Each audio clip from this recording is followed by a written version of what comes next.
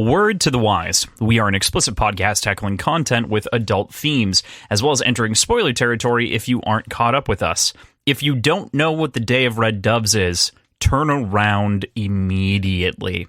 We are going through chapter 31, which is the end of that chapter. Big things ahead. So, there you go.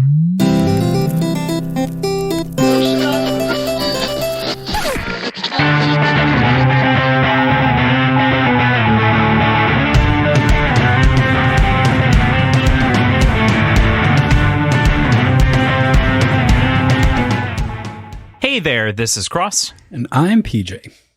And we are Death and Dismemberment, a podcast about moments in books wherein you are so emotionally battered that you have to put the book down for 6 months and return to it later. Think of us as your sad friends hanging out at a fictional character's funeral. I don't know what the Dawn of Red Doves is. Should we record this later? Jesus. Dawn of Red Doves.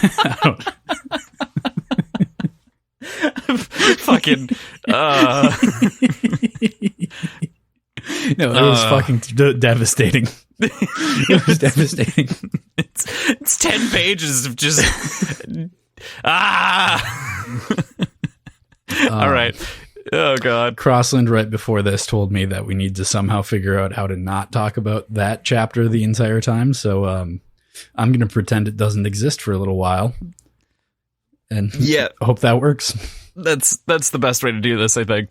So today is our 5th episode covering Dark Age by Pierce Brown, and we are going to tackle chapters 26 through 31. And like we kind of promised, we're going to try to keep things in their section as much as possible, so we can kind of get all the nuance out of the chapters and not just talk about the huge fucking moment that happened. We won't abide by that. I promise you, it won't happen, but we'll try. We'll try really hard. But first, let's talk about what we're drinking. PJ, what are you having? I've got something from the namesake of our horsey friend, the Virginia Mint Julep.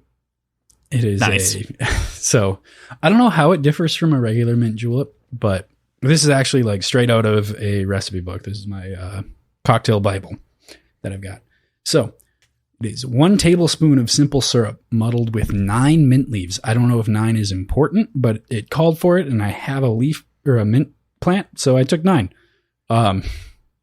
Filled the glass with crushed ice, like to the brim. I used it's effectively just a highball on a stem. It's a really thin, tall beer glass, but it calls for a highball. This is effectively the same thing. So fill that to the brim with crushed ice. Then pour in 3 ounces of bourbon. I used Basil Hayden's Kentucky Straight bourbon. Stir that for a little bit until some of the ice dilutes and melts, I guess. Top it with more crushed ice. I used 4 of those really, really big ice cubes, like the like large cubes, and just crushed those and put them in there. I used 4 fucking ice cubes in this like little glass. And then stir that until a layer of frost forms. And then it says to serve it like wrapped in a napkin, but I didn't do that because I wanted to drink it and I didn't have a napkin. Then garnished it with a sprig of mint. So it's really good, man. I love a good mint julep, but this one turned out really, really good. Yeah, mint juleps are fantastic. Mm-hmm. Following that up, I actually have a couple beers because you'll find out why. I have Star Cloud by Modern Times, which is a hazy Citra IPA. It is something I opened and decided to drink for the show because I wanted to talk about a beer that I don't particularly like, but wanted to talk about the notes and flavors and points just subjectively. Subjective. What's the one where it's not like influenced by my own opinion? Objectively? I don't know. Wait, your opinion? Your subjective opinion versus objective. Which one? Subjective would be your opinion. Subjective would be my opinion. And my opinion is I don't like this beer. But I will talk about just the straight up traits of the beer, and it might apply to something that you might like. So I'll talk about it. It's supposed to be a hazy IPA. It doesn't explicitly call out New England, but those are kind of interconnected traits. So that's what I assumed. Modern Times is a California brewery. They are very, very well known for California in general is very known for West Coast IPAs, hence the term West Coast IPA, which is a lot more bitter, a lot less fruit forward. Hops are added earlier in the boil, so you get a lot more of the acid or the alpha acids converting into isoalpha acids, which is what causes bitterness. This beer, I don't know what happened to it. It tastes sweet, almost like it wasn't fully fermented, but it gives us the final gravity of the beer. It's 1.013, which is a fairly like reduced level of sugar. So it should be pretty well fermented, but it just, it almost tastes like wort. Like you've tasted wort before, right? Yeah, totally. Yeah. It almost just tastes like that. Wort, for those of you who don't brew beer or know like the crazy inner workings of beer like we do, is the precursor. It's what you produce before fermenting it and turning it into beer. But it tastes like dry hopped wort, which isn't super pleasant, but it's a little bit bitter. It's a lot of it sweet. And let me taste it one more time while I'm talking about it. It just lingers. Like there's a sort of bitterness in the back of your tongue that just lingers for a while. Not my thing. Could be somebody's. I don't know. But that's Star Cloud by Modern Times. And I just figured that'd be something different because we haven't really talked about beers that we don't like so much on the show very often. Yeah. That said, I did talk about one that I didn't like, and I remembered this. And this is why I chose this beer for my second one, Lost in Translation, which is a double dry hopped hazy IPA, staying with that theme, by Talking Waters Brewery, which I think the only beer where it was kind of a miss on the show was also by Talking Waters. But this one is really, really good. Less fruity than a lot of hazies that you'll find, but done in a really well-balanced way. This is out of a small town called Montevideo, Minnesota. Aha. Yeah, but they've been putting out some killer stuff. So there was that one beer that I had on the show that wasn't a hit, but everything else I've had by them has been really, really good. Cool. So sounds awesome. That's my little rant for a while.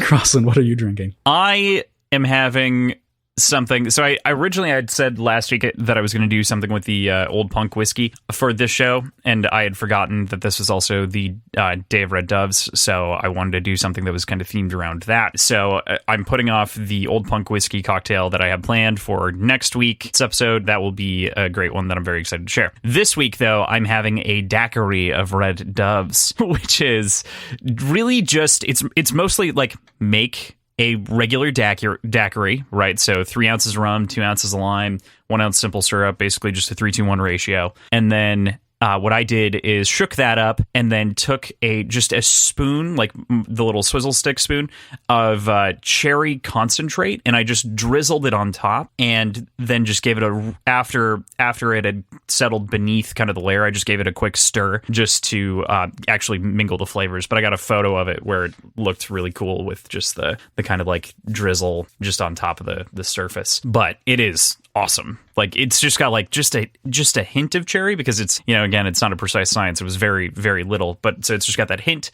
Otherwise, pretty much daiquiri, and it's great. Awesome. Sounds good.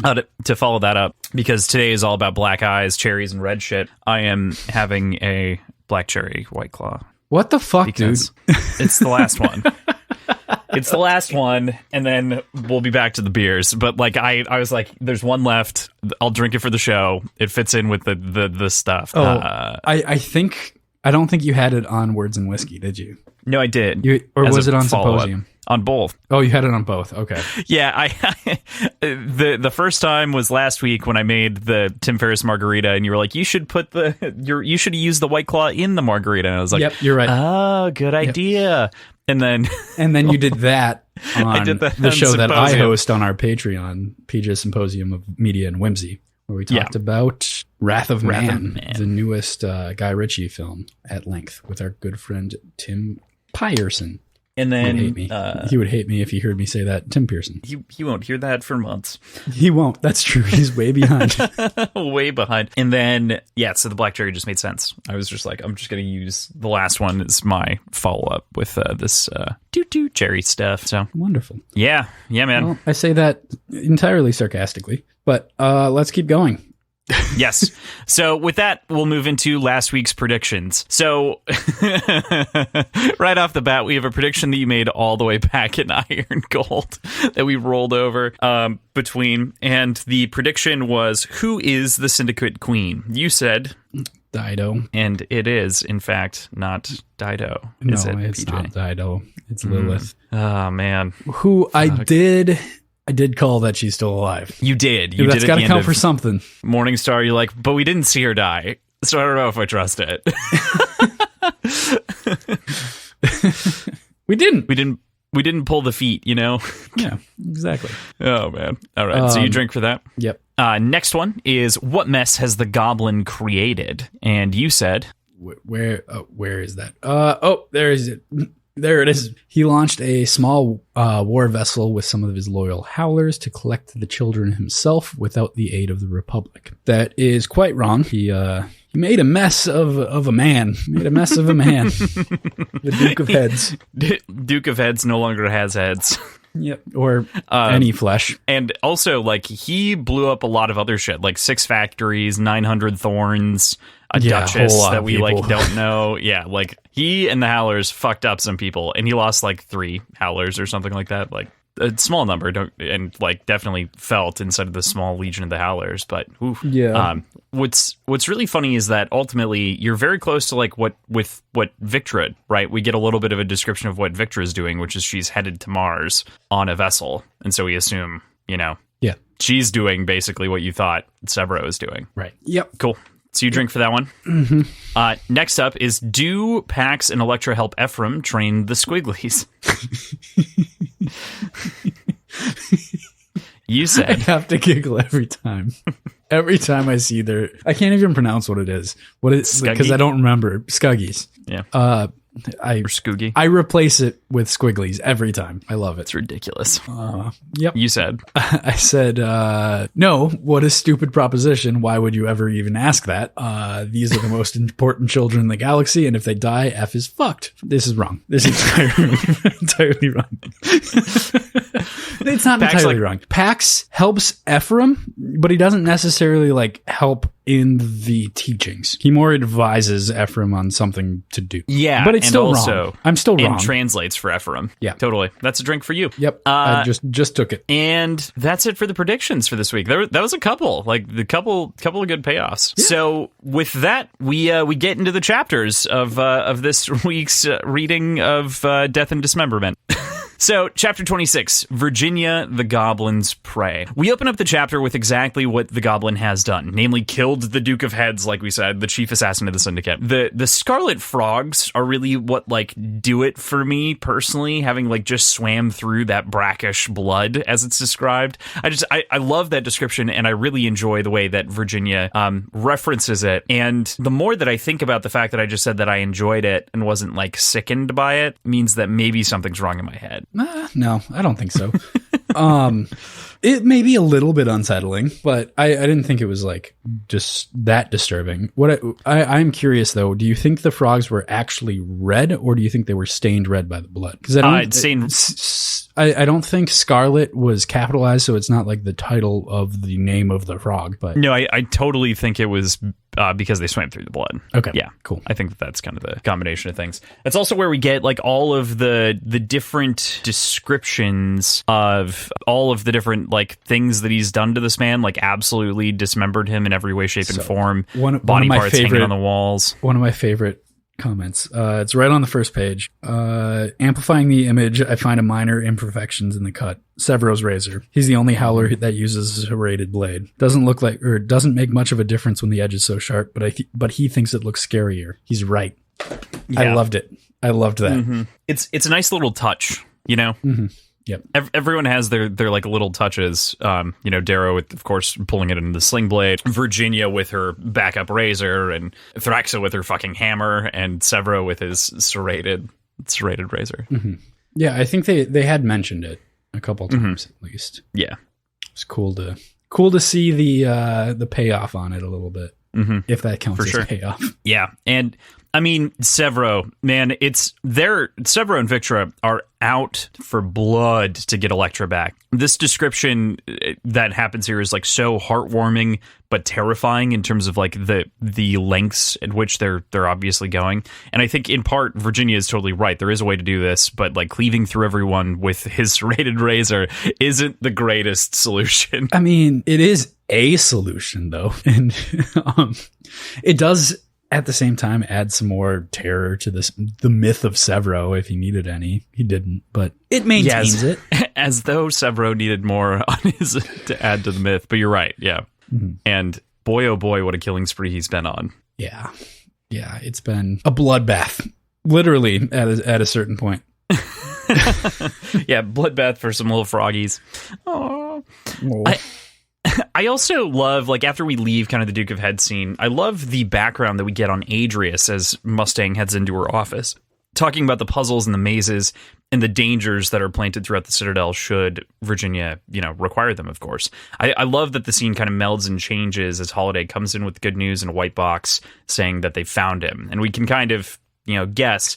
But what'd you make of the sort of idea of the layout of the Citadel and all the various things there, as well as the kind of little flashbacks we got into Virginia's childhood? Yeah, I thought calling back to the puzzles that she talked about a lot in Golden Sun, I think. Mm-hmm. I think that's when they really talk about the puzzles. I don't think they really talk anywhere else. But I thought it was a great addition. It kind of shows her ability to still hold fondness over her brother and her father while simultaneously condemning who they were and what they stood for and what they did. Just being able to parse out the different aspects of them in order to find positives and negatives and not completely throw away their entire being and the entire memories of them just because of the atrocities they committed. Being able to see like, oh, they made me who I am and they made me a better person based on showing me what not to do and also showing me what to do in certain situations. It was, I don't know. I felt like the fact that she has those prominently displayed in her office, even though they're hidden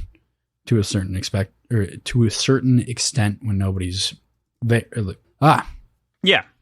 Yeah, she hides them when somebody comes in. But the fact that they're there and the fact that she still holds something from her family means that she hasn't completely written them off. And clearly we know she can parse out those different parts of them.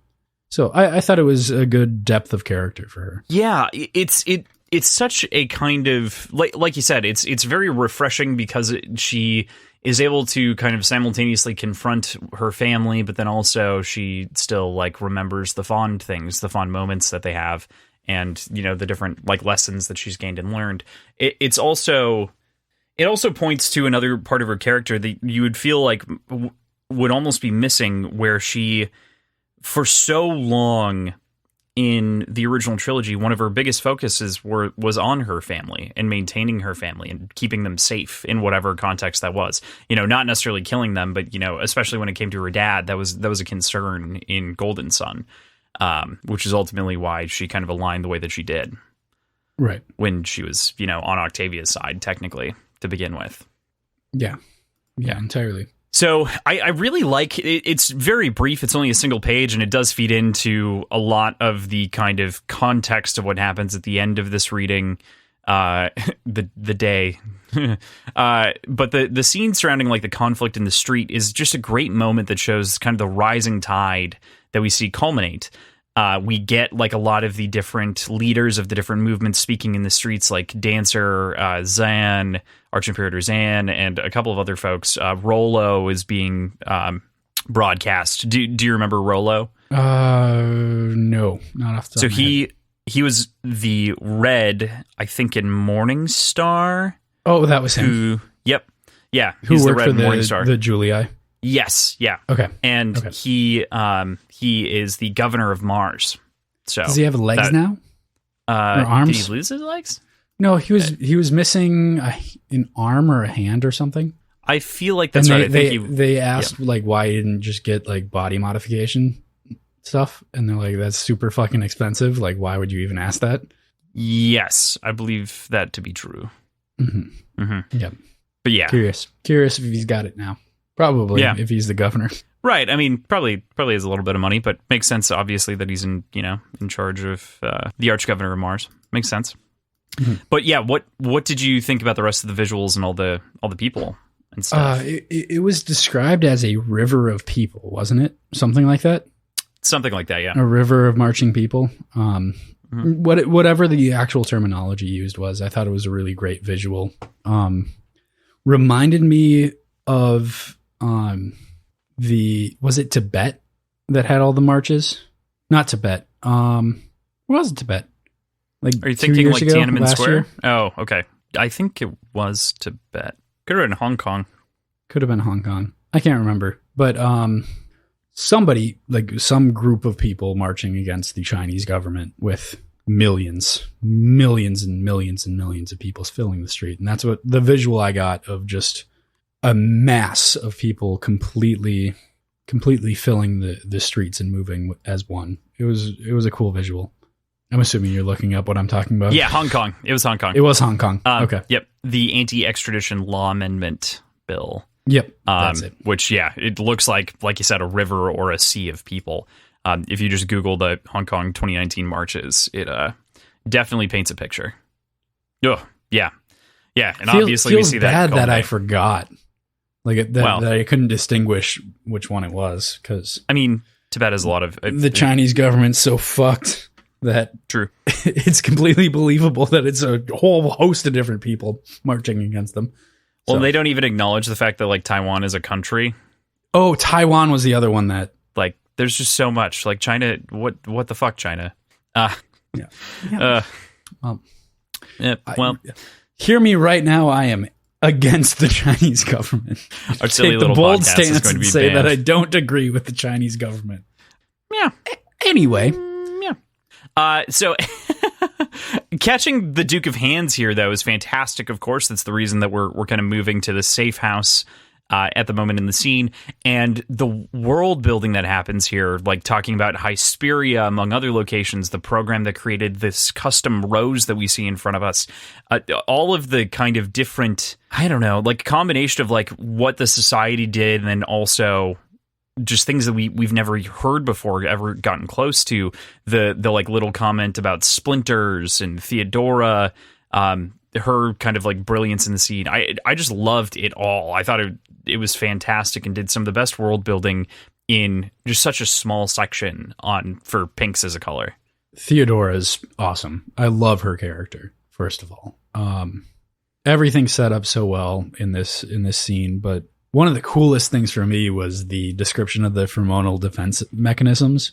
Oh, yeah. And how that's just kind of part of their being. And for whatever reason, his are super fucking strong. Like to the point that Holiday just starts like, I imagine like a cartoon, like knees up, just kind of floating and bobbing with like hearts like popping off the top of her head. Like yeah, and then like it was like a salt that they used to like bring it down. A smelling salt. Yeah, snap that under her nose and made her smell it. Yeah, and like when Virginia actually walks into this happens just a smidge later, but when Virginia actually like walks into the room and her own, like we get a little bit of background to say that like golds, showing that golds are actually bred differently and like actually have different components to them as well, where like there is a response that her body has which causes her to be nauseous because she knows that she's being duped by these pheromones. Yeah. Like what? So cool. Wouldn't it have been easier to just negate it? But I guess maybe. having a negative response to it tells you that it's happening, but you're not affected by it. Mm-hmm. As opposed to the Zolidone that Ephraim had. Oh, yeah, right. Where he didn't fucking notice. Yeah, he just doesn't feel things. So, like, he didn't have... Yeah. Mm-hmm. That's also a really interesting read to go back and, like, look at some of the scenes in Iron Gold where the Duke of Hands and Ephraim were interacting, where the Duke probably thought that he was selling him on stuff a lot more and easier, because of the pheromones. So what I think is kind of interesting in that is that Ephraim was trying to seduce him as a way of getting what he wanted, whereas the entire time the Duke was assuming that he was under a spell and like that's what he was going for anyway. Totally. Right. Exactly. So there's like a weird, now that we've got a little bit more context in terms of, what the Duke is, it makes it more interesting. What the Duke is. You say it like he's not a person, Crossland. Well, he's like not a person anymore. No, he's kind of he's a shell of a person now. I was like, where are you going with this? And I was like, oh yeah, the memory wipe. Never mind. Yeah, Psycho Spike got him. So good. I cannot help but mention, though, this line that is one of the most oft-quoted lines in relation to Mustang, which is like both so great and so unfortunate. It's a fan favorite, and this feels like a first draft line where you're like, fuck yeah, there's no way I'm fucking this one up. Like, this stays in the final draft for sure. But Mustang says, please, this horse rides for only one man. God, I cringed when I read it, honestly. Like, well, it's like a Virginia joke of humor, like, but it's like she's not good at it. She's not good at humor. It also felt like the most distinctly, like, I'm sure you haven't watched any Pierce Brown interviews at this point because you're not done with the series yet, but like it feels like the most distinctly his voice line in, I think, almost the entire series. Like, this feels like a first draft line, and I love it for that. Like, it is just such a good... It feels very much in the same vein as the Bye Felicia line from Golden Sun. Mornings. Yeah. Or was it Morningstar? It was Morningstar. It was Morningstar, yeah. It felt very much in that same vein. It was funny. Like, don't get me wrong. It's funny. But it felt out of place. I don't know. I feel like every so often Pierce has to like just make sure to interject humor so that we remember that we can breathe between pages or chapters, Yeah. So he like forces us to breathe by making us laugh. Yeah, that's fair. That's fair. I don't know. That's how this book feels to me personally. Like, this book is a personal attack. Especially after this week. Oh, fuck. Jeez, yeah. But the Horsey Girl, like you said, it's just funny. So I really enjoyed in this read, and this is something that I don't think we've talked a whole lot about because I just kind of have a deluge of classics knowledge. But one of the things that is more common in fiction is if you're to like reference something that's outside of the fiction, you might provide context via another character, right? So like a character would say something and then the other character might clue into it a little bit so that you the reader who might not know the story that they're talking about can follow along.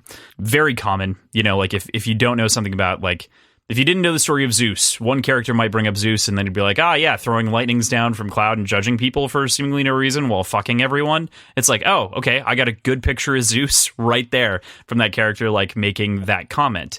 Pierce often doesn't do that with his references, right? They're very kind of oblique for the most part, But like, if they're rooted, especially in the one that you're going to bring up, because I know you're going to bring it up because I'm reading the notes right in front of me. Most of them are rooted in common words that most people, myself included, didn't know that they were based on historical people. So like it's an easy jump to understand what he's talking about just based on the names themselves. Okay. Well, so here's my question. Had you never heard of Narcissus before? Never. Okay.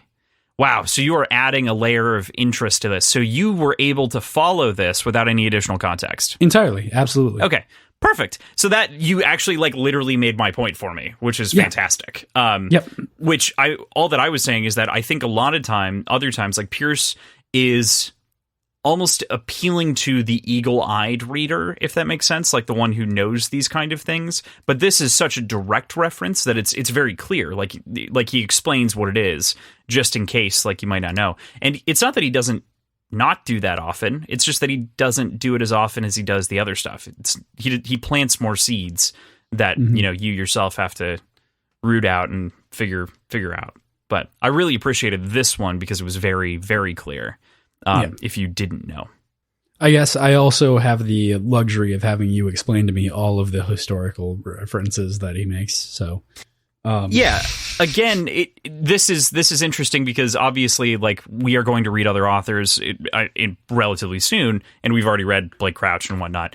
But I haven't yet posted the picture of the books that I bought for the next series. Should I do that, or are we keeping that secret at this point? No, we had a poll. We had a poll. Next. We had good responses to the poll. Maybe we'll announce it at the end of the episode. Okay. And yeah, and then we can post photos and whatever else. But yeah, I mean, like, not every other author writes this way, right? I mean, every writer writes differently, very differently.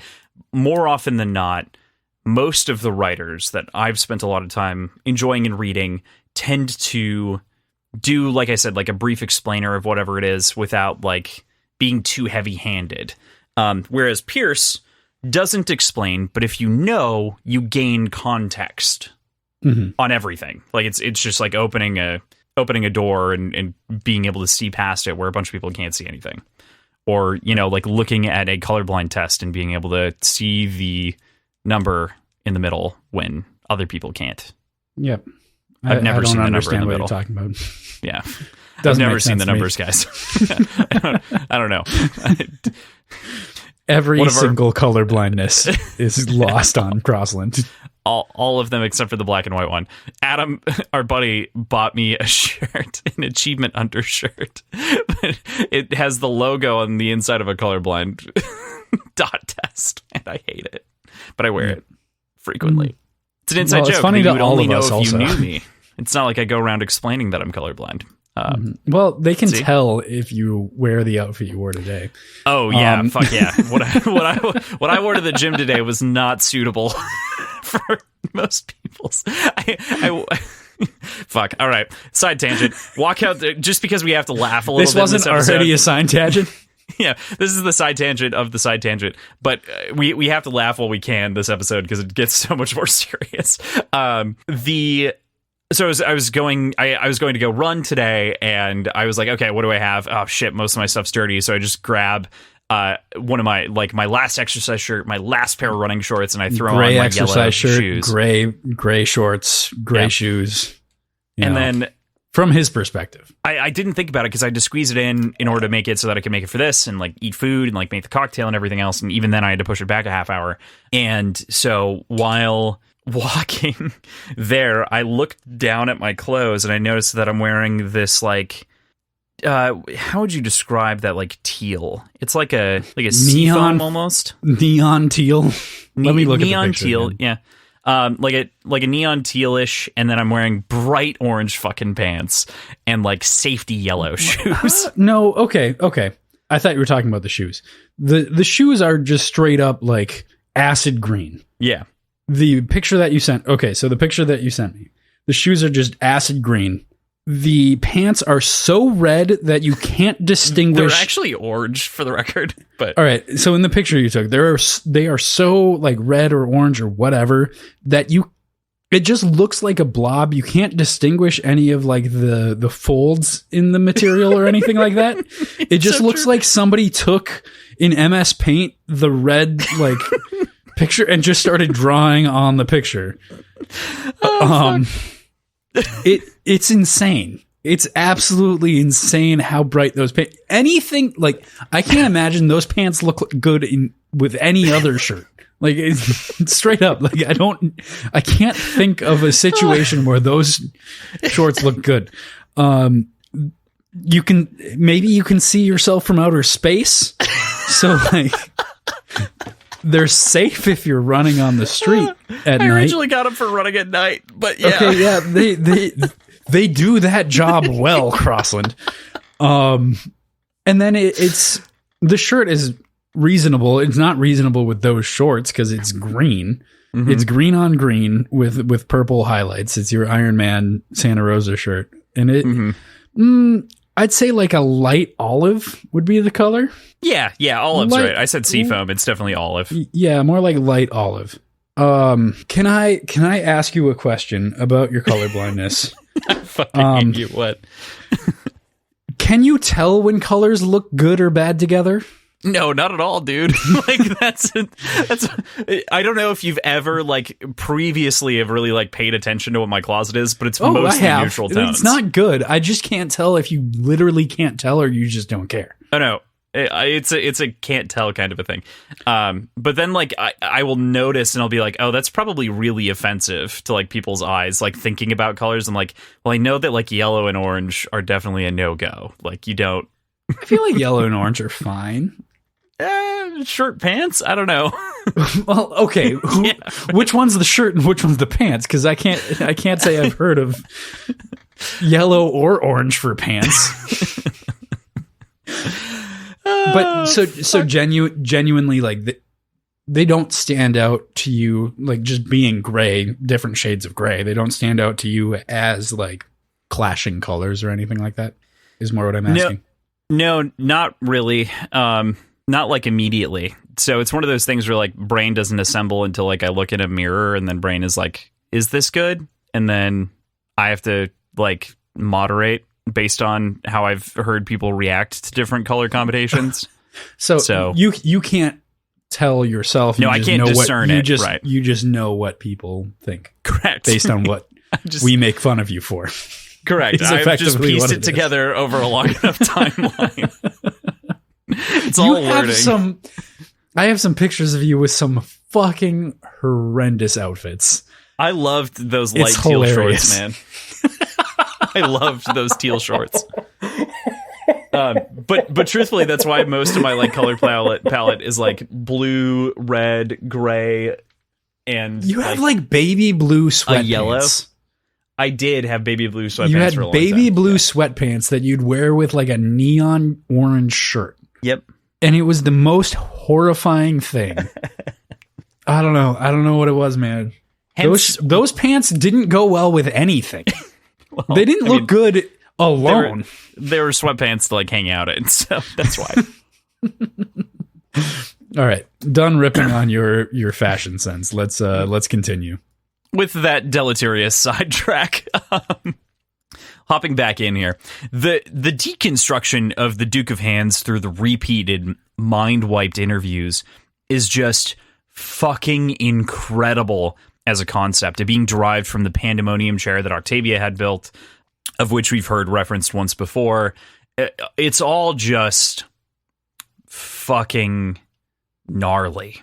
And I love how this like slowly unfurls and keeps your eyes on the page because you're like, wait, how does Virginia, why does he, why can she like predict? And they're like just like little tidbits that are tipping you off to the idea that she's already done this a couple of times. And you're like, how would she have done this a couple of times to him? How does that make any sense? And just the applications of this are like theoretically limitless, you know, like fucking wild. I kind of wish I would have written like notes on this the first time I read through it, because I remember being really confused.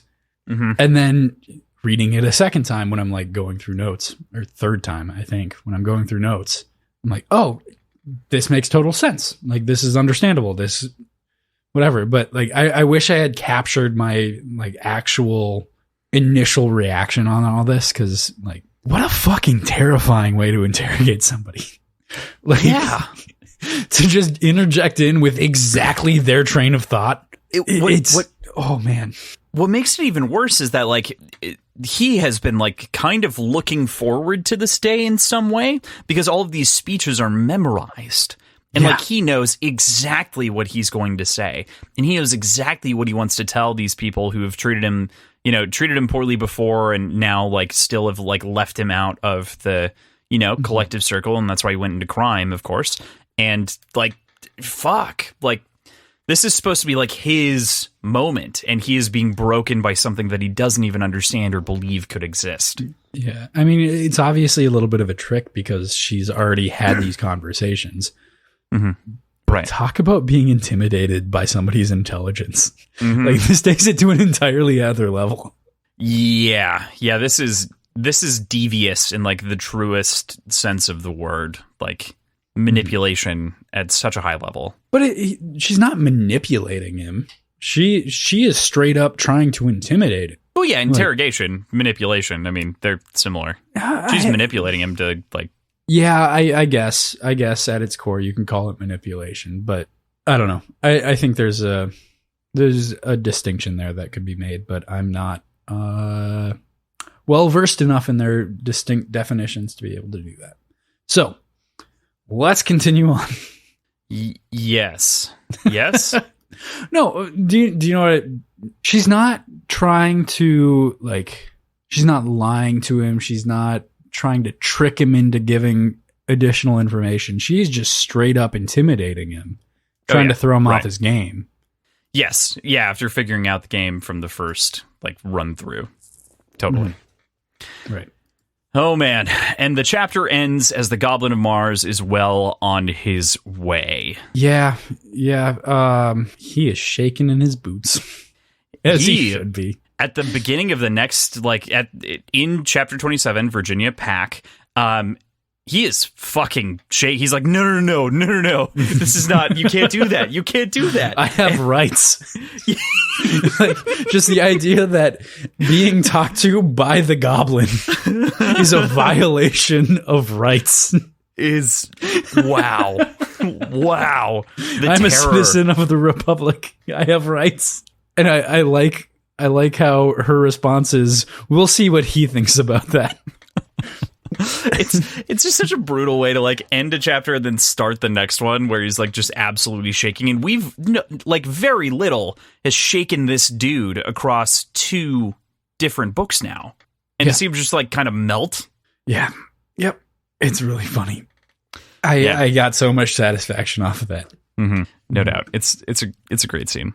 So I love the scene setting as well that happens between Virginia and Severo here, with Pebble communicating between the two of them, the whole like Wolfsbane tea, him slipping down because of a joke, you know, he's like, I fucking love that, you know, like it's fucking great. And I miss the Mad Goblin in a way. It is also interesting though to consider that seeing Severo from a different point of view is a very different experience.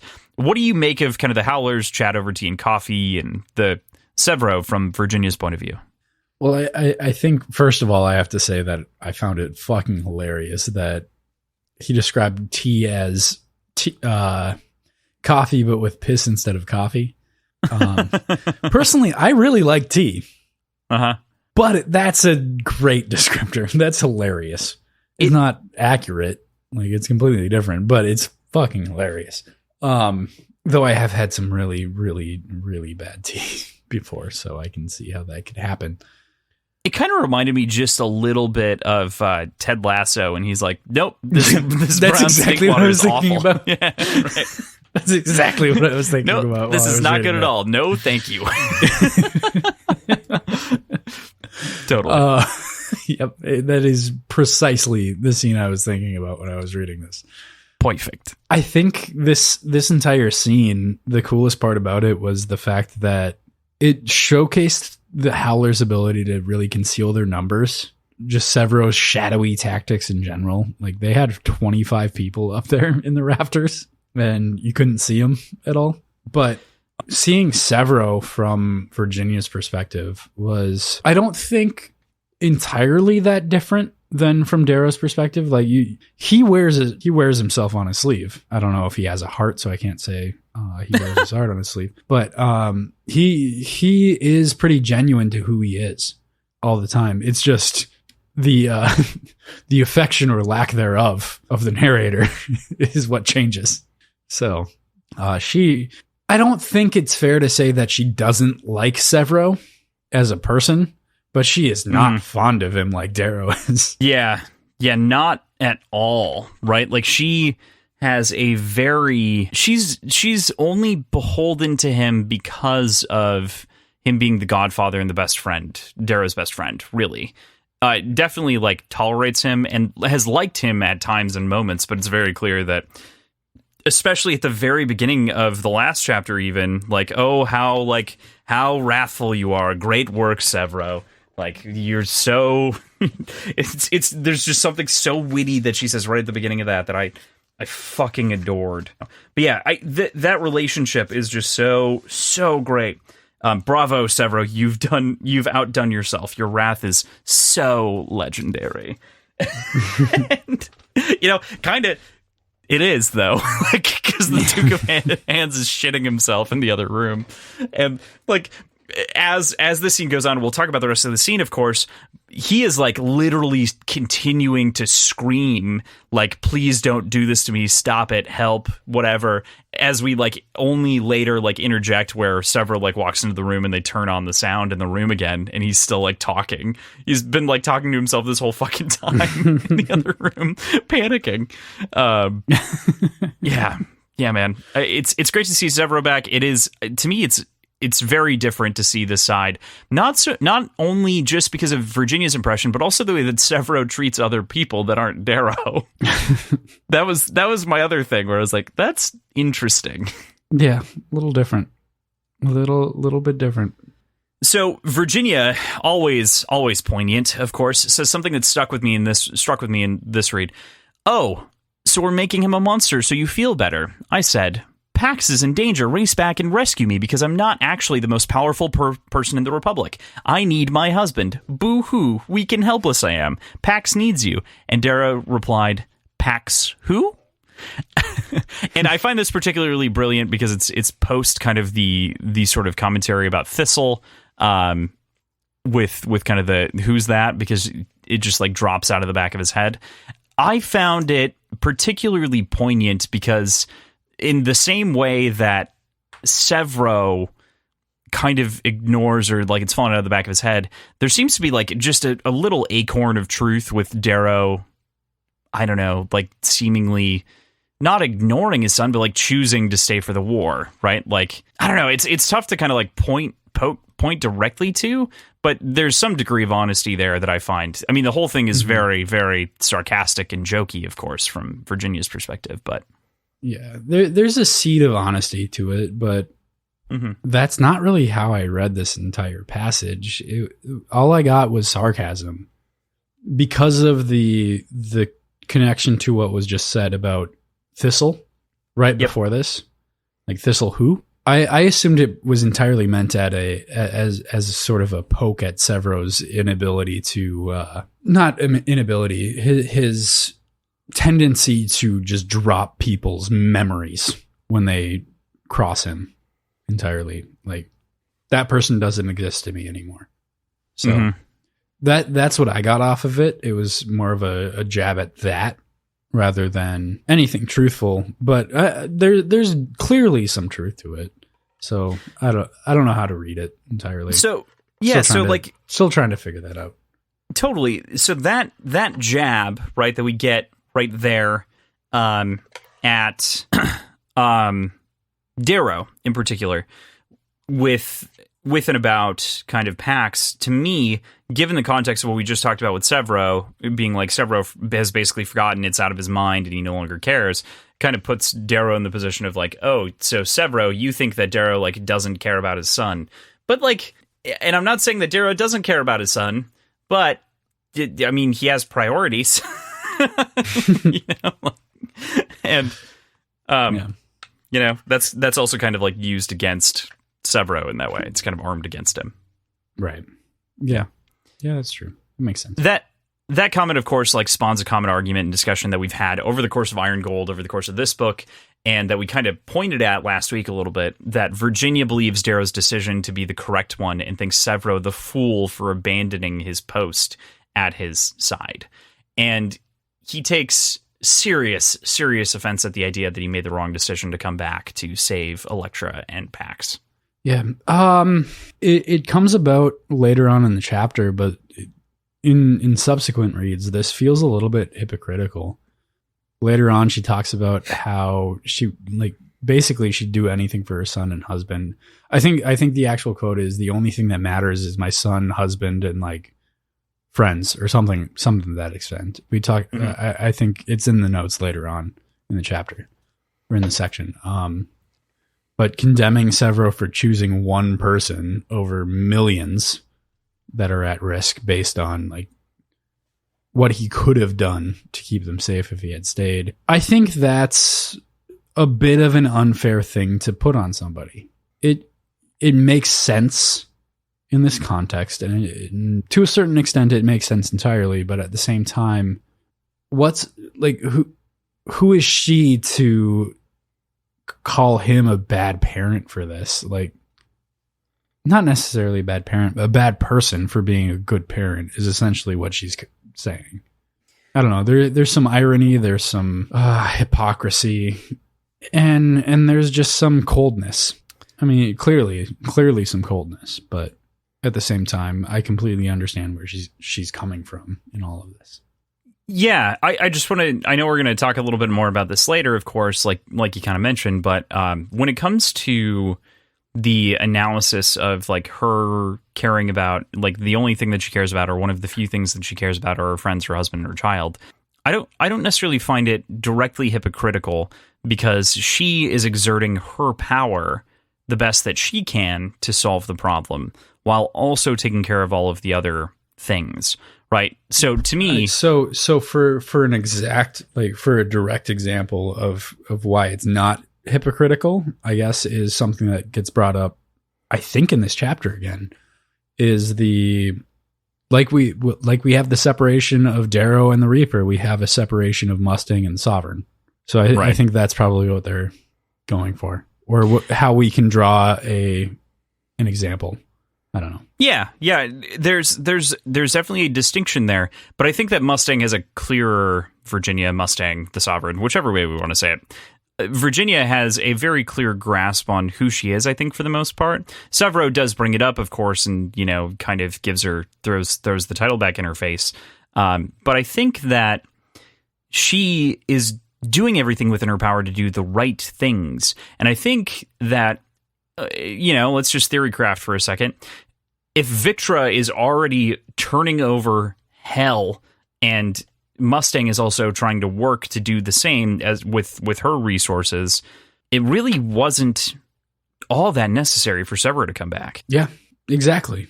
But entirely, and it took him months. Yep.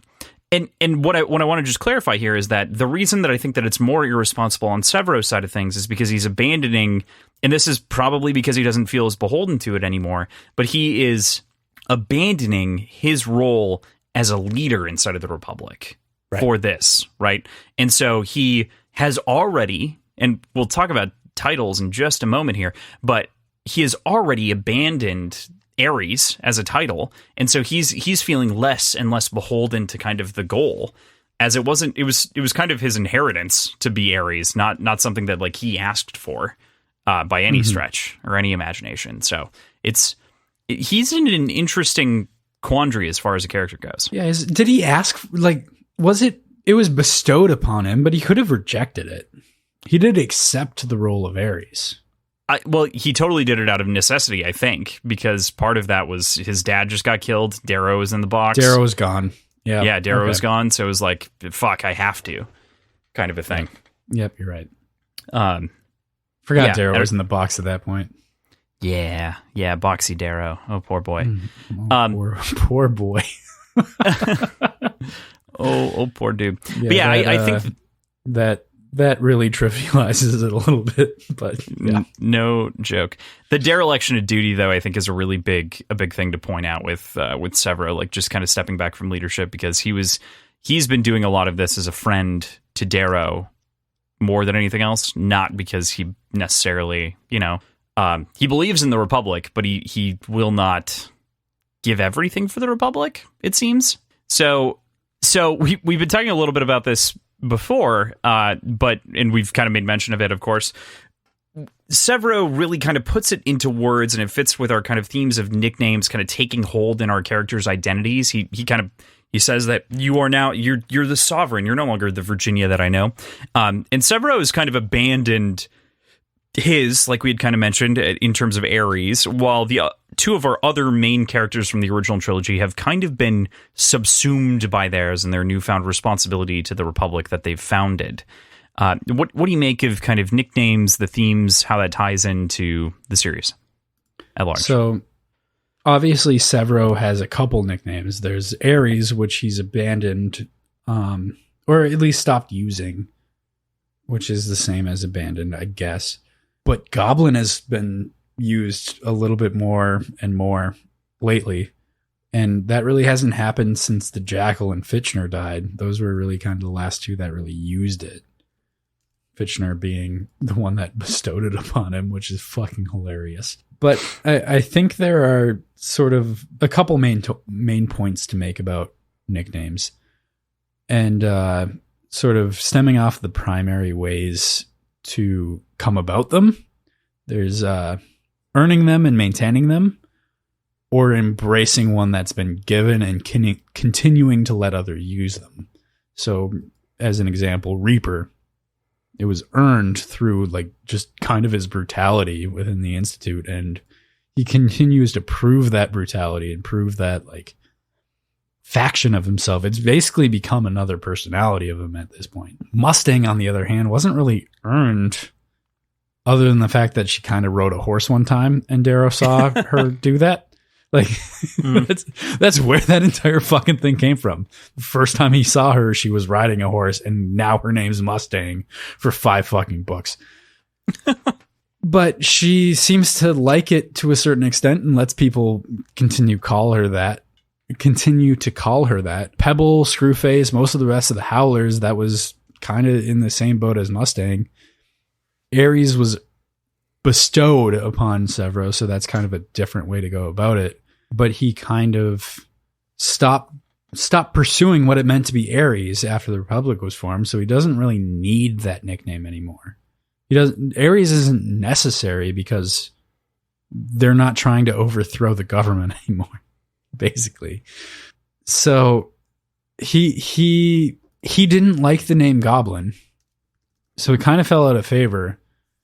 But at this point now, he kind of earned the name Goblin because he's acting like a creature from the night, sort of. So, like, nicknames seem to be kind of a subtle but important aspect of this book, more than the previous books. And it's kind of cool to see those come to fruition a little bit. They make a little more sense. They're a little bit more integral into the story. Okay. Yeah, I mean, I think that's a fantastic breakdown of all of kind of the origin points of the different nicknames and how they work. I guess like maybe the reality is that like Severo is really just kind of putting into words the sort of actualization that a lot of our characters have experienced being in these roles now for a decade. Yeah, exactly. And Severo is one of the few that's kind of escaped that to some degree. I mean, he's much more of a family man than A, I would have ever anticipated, and B, you know, like his role as a goblin as the leader of the Howlers is definitely a big deal, but not necessarily focus number one. Focus number one is family for him. So, which is cool. Like, that's a super cool thing to see. Yeah, especially for Severo. So, I know we were just talking mad shit about him abandoning his leadership position, but yeah, but you know, he had a good reason. I think.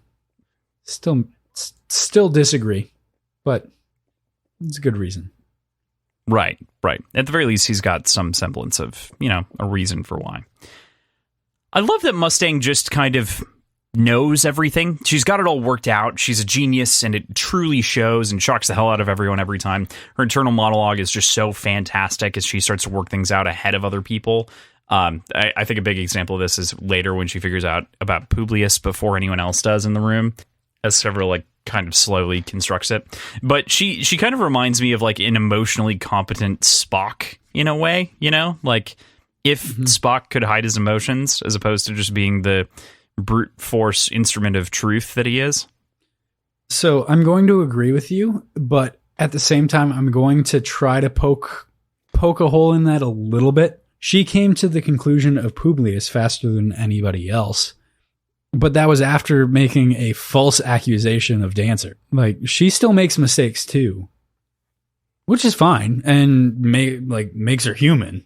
Like, she's not infallible, but she is incredibly intelligent, which very hard to say otherwise, you know? Like, she talks about being the most intelligent person in the universe, and she's right, I think. That's one of the few times where it's not entirely just dripping with arrogance when somebody says something like that. Like, she's genuinely probably the most intelligent person in the solar system. Yeah, and like you said, like that doesn't mean that she can't be wrong and that she doesn't make mistakes. You know, it's important to point that out as well. But she is definitely right there. It's good point. Right. This chapter just has so many things in it, but the way that this chapter ends with sort of the visualization of memory that happens from the psychospike, we see Gorgo, the right hand of the Queen of the Syndicate, the Queen herself kind of obscured by locusts, and then the reveal that Dancer has something to do with the Duke is just fantastic and awful.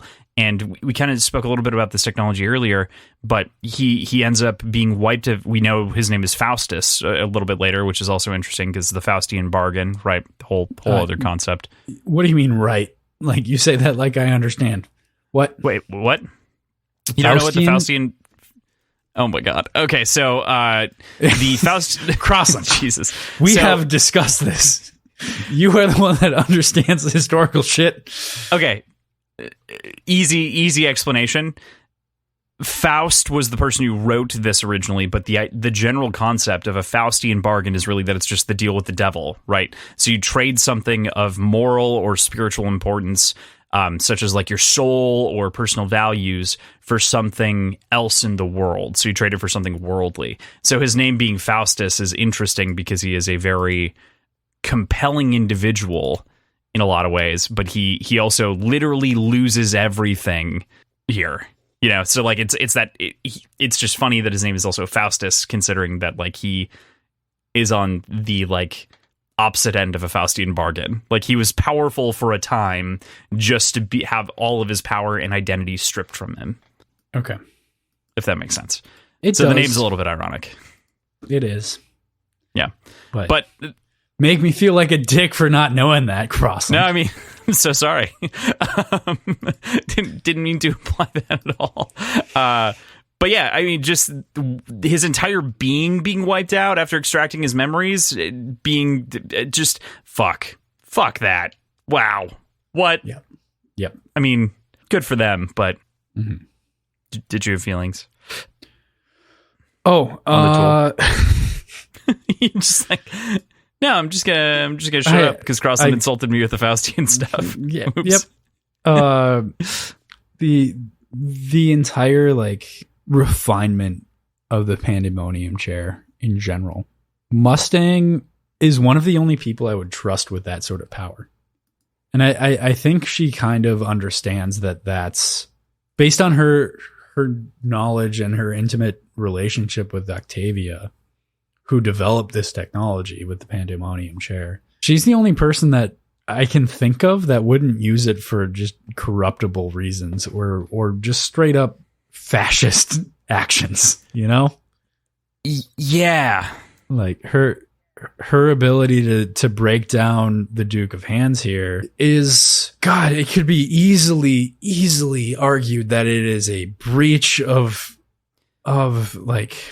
this is human rights, you know? This is a violation of human rights for sure. Yeah. No question. And she's the only person I trust in this entire series to not take that lightly, you know? Mm-hmm. So that's a fun problem to dissect later. Well, it's only more fun now that like the end of this chapter, right? With like, Mustang's probably not in charge anymore. All these tools probably exist. Fuck. Mm-hmm. Mm-hmm. Yep. Yeah. Again, fuck this book. I love it so much. Fuck this book. I love it so much. As mentioned, though, when I hit chapter 31 for the first time, I literally like read it and immediately like put the book down for 6 months and then picked it up, reread the entire section up to that point. I was like, all right, now we plow forward. I don't think it was 6 months. I think it was 3, but it was a while. But still. Mm-hmm. So with that, we move into the only other character chapter in this entire thing. We're going to talk with Ephraim for a little bit, and chapter 28, Karachi. And, you know, we'll get into it in a little bit, but like I'd like real Karachi cards. I'd like a real Karachi game, please. Somebody It seems poker-like, but, like... Yeah, it seems... Stonemaier Games, where's my I got Karachi? the feeling like it was mostly just... Oh, Jesus. I need to restate that because I tipped the can over. I got the feeling that it was mostly just like blackjack with the counting cards concept and everything like that. I'm assuming it's just blackjack with a different name. Sure. Who knows if they had, that's actually true? 5-hand hold. Like there was some like weird terminology about like your hand and hand size and stuff like that. That's true. Yeah, so maybe there's some more distinction to it. I'd love to play it sometime, but I don't know. I'm pretty sure it's mostly just blackjack. Yeah, fair enough. But so Ephraim's training of the Scuggy is going about as he anticipated. Scuggy is going about as he anticipated it would. They can't fool a fucking lie detector. But how could the Obsidians be expected to? As Ephraim himself kind of points out, they called most of the intellect out of the Obsidians over the last 200 years. How did they think it was going to go? And what'd you kind of make of the whole thing? What did you think was going to happen? Yeah. I thought it made a lot of sense that they wouldn't be able to lie in general. None of them were subtle. None of the Obsidians that we've ever interacted with have been subtle.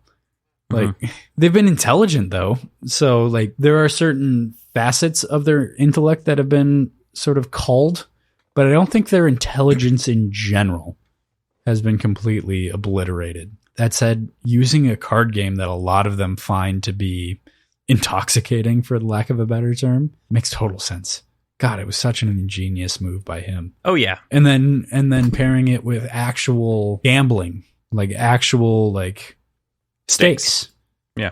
Solidifying the lesson and making them actually focus on it made all the more sense. I love the way that this was handled. I really, really appreciated a lot of the kind of commentary and even the internal jokes that Ephraim had. And I think that it was just it was a fantastic chapter that got to highlight a lot of Ephraim's humor, but then also show what he could bring to this kind of group, right?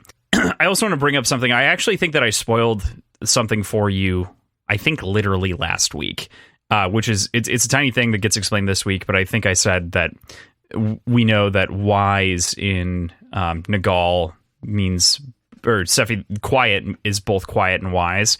And I don't think that's explained until right here. So whoops on my part. Honestly, did I comment on it last time? You're like, no, that's a great observation. And I was like, yeah.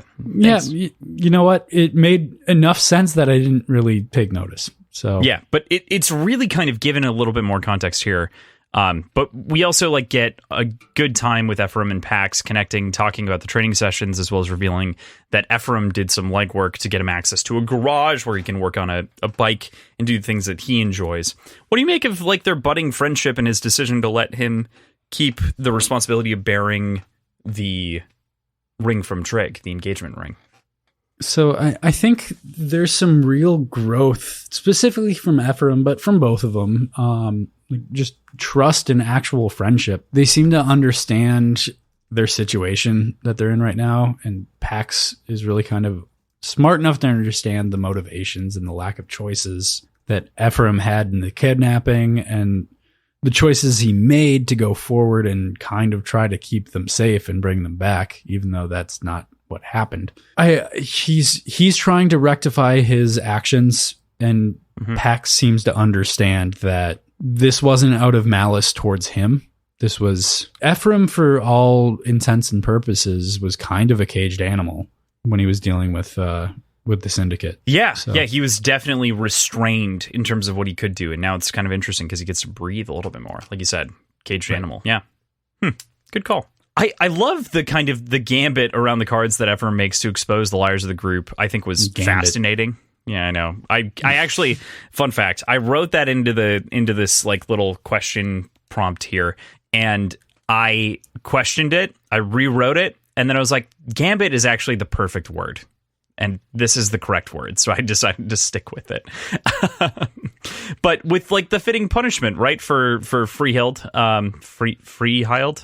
Freyhild, probably, where she had to go like do 2,000 obsidian breaths in the bleeding place, and that she's like deft in all things and was taught by Screwface in the way of the cards. I love the kind of refrains that build around her as this sort of superior Scuggy. She's just so interesting. Just imagine using the name Screwface as like a revered name for anything. I don't know. I find it funny. As far as the deft in all things like aspect that they definitely like repeat as almost a mantra, like you mentioned. I found it hilarious when Ephraim used the term deft in some things instead. Mm-hmm. Like, yeah, it was a jab. I don't know. It was funny. Perfect. Was it deft in some things or deft in most things or deft in? It was some. Yeah, you said it was some. Okay. Yeah. And I thought that it was really particularly funny because Goodkind is the guy who's kind of saying that, repeating that refrain, and he's kind of an interesting character in the way that he kind of like feeds into Freyhild's like ego a little bit, but she doesn't like believe that she's right all the time or that she's like the perfect one, right? So like even when Ephraim directs like the good at some things at her a little bit later, like she doesn't really react outside of being like, oh, you think that I'm good at some things, like not. She takes that as a compliment as opposed to sort of the reverence that she was given by the rest of the Obsidians, which I think is interesting. Is kind of strange because she's the one that calls it out as like she's the one that's pointing out to everybody when he's being sarcastic or when he's being rhetorical. Because she's reading him and stuff like because she understands those things and he's trying to teach them to him. So I'm curious if that was more of a deflection. Like, I'm not going to address your insult. I'm going to take it as a compliment because you find me deft in some things. I felt like that was in private, though, and it was just the two of them, or three, like whoever was left. After either way, regardless of if it was in private or otherwise, I'm curious if she understood what he was going for, because I think she probably did, and just stepped on it a little bit. Yeah. Fair enough. Playing Karachi, the card game here with Xenophon, I think is fantastic, and the insight to use it as a training session makes it even better, like you said, right off the bat. And the way that he's like truly lecturing them like a class and utilizes humor so well. I also, it's worth noting, of course, that there are few examples of they-them characters inside of novels and stories, and I think that Xenophon in a large way is a great like representative aspect of that, and kind of the moving trend's not the right word, but the sort of the growth that this shows with a lot of whites and everything else, and kind of an interesting question there, especially in the future as these kind of things continue to expand and gender being identified fluid, whatever. But also to simplify this a little bit, Goodkind, which we talked about a little bit, reminds me so much of Drax from the Guardians of the Galaxy. Like, they briefly mention like hobbies, and he's like, yeah, like people have hobbies and whatever, and he's like, ha, my hobby is horse. It's just like, I can just imagine like Drax patting someone on the back and like shouting something like that. Just fucking perfect. Drax is a great call out there. Yep, very reminiscent of that. That is that's a good call. It makes total sense. You addressed a lot of the learning stuff earlier, so we'll take that one out. What do you make of Xenophon's tick about blaming Osgard for the move to the All Tribe? I think it was a sort of nice, subtle way to reinforce Ephraim's skill set. It sort of points out that it was the same. He points out that it was the same tick that he noticed when he had bad cards. Yeah. So beyond just the implications that it makes about Xenophon, it gives not construction, but reinforcing. I think reinforcing is the only really good word for it. It reinforces Ephraim and his character and his intelligence, and really the skills that made him the choice for the Duke of Hands to conduct this heist on this kidnapping. It really proves that he knows what he's talking. That was my biggest takeaway from it. Yeah. Not only that he knows what he's talking about, but he's able to read people so easily and so consistently. I mean, the way that he kind of cleans out Xenophon is also hilarious. Mm-hmm.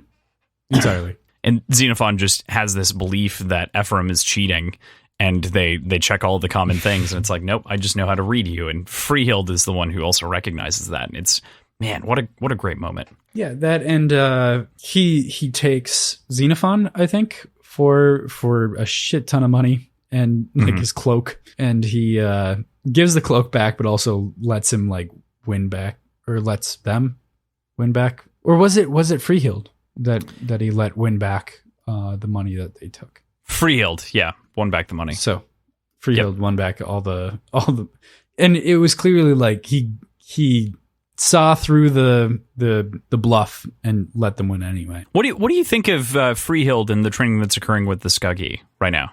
I think my favorite part was the ending conversation after the training, where she talks about the skill gift.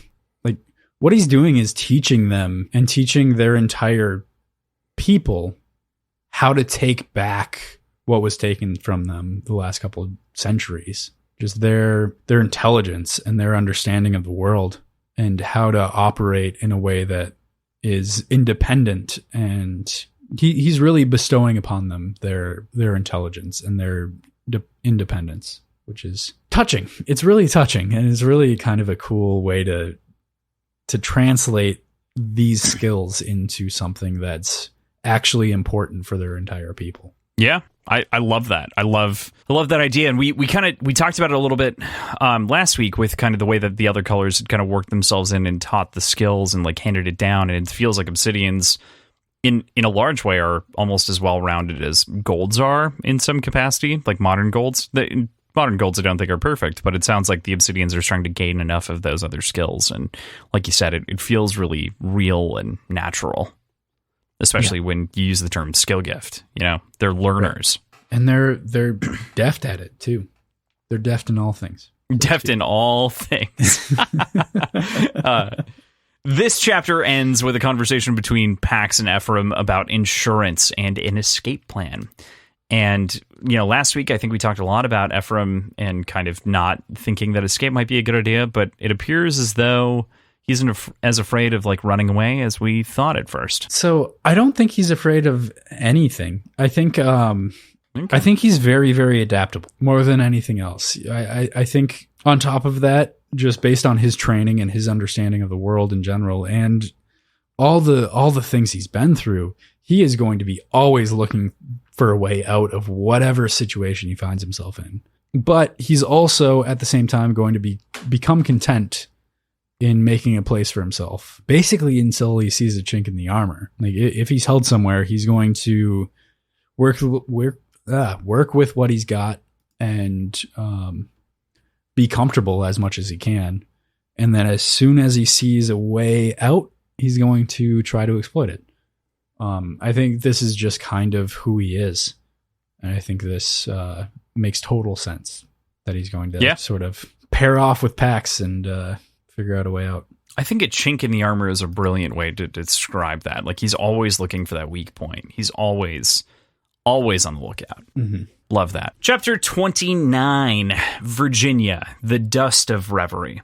Might I say, A, I love this title. B, I love the reference to the title throughout the entire chapter. And C, this entire like overture in this chapter of the Dust of Reverie is one of the more poetic things as we think about memory and loss and like reflect on that throughout this chapter. I adore that just kind of right off the bat. Right. Yeah, absolutely. And to kick off like memory, loss, and sort of reverie, I really enjoy the scene in Pax's room with Deanna. I think it's a really brilliant moment. It has some fantastic writing.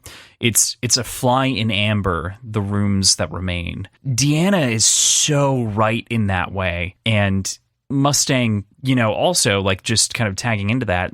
This is the only character that we've ever seen from Mustang's perspective or otherwise that she's like really bowed to in a way ever, or like cowed to, like, mm-hmm. But I fucking love that idea of like, it's like a fly in amber. Like that's chef's kiss. Yeah, absolutely.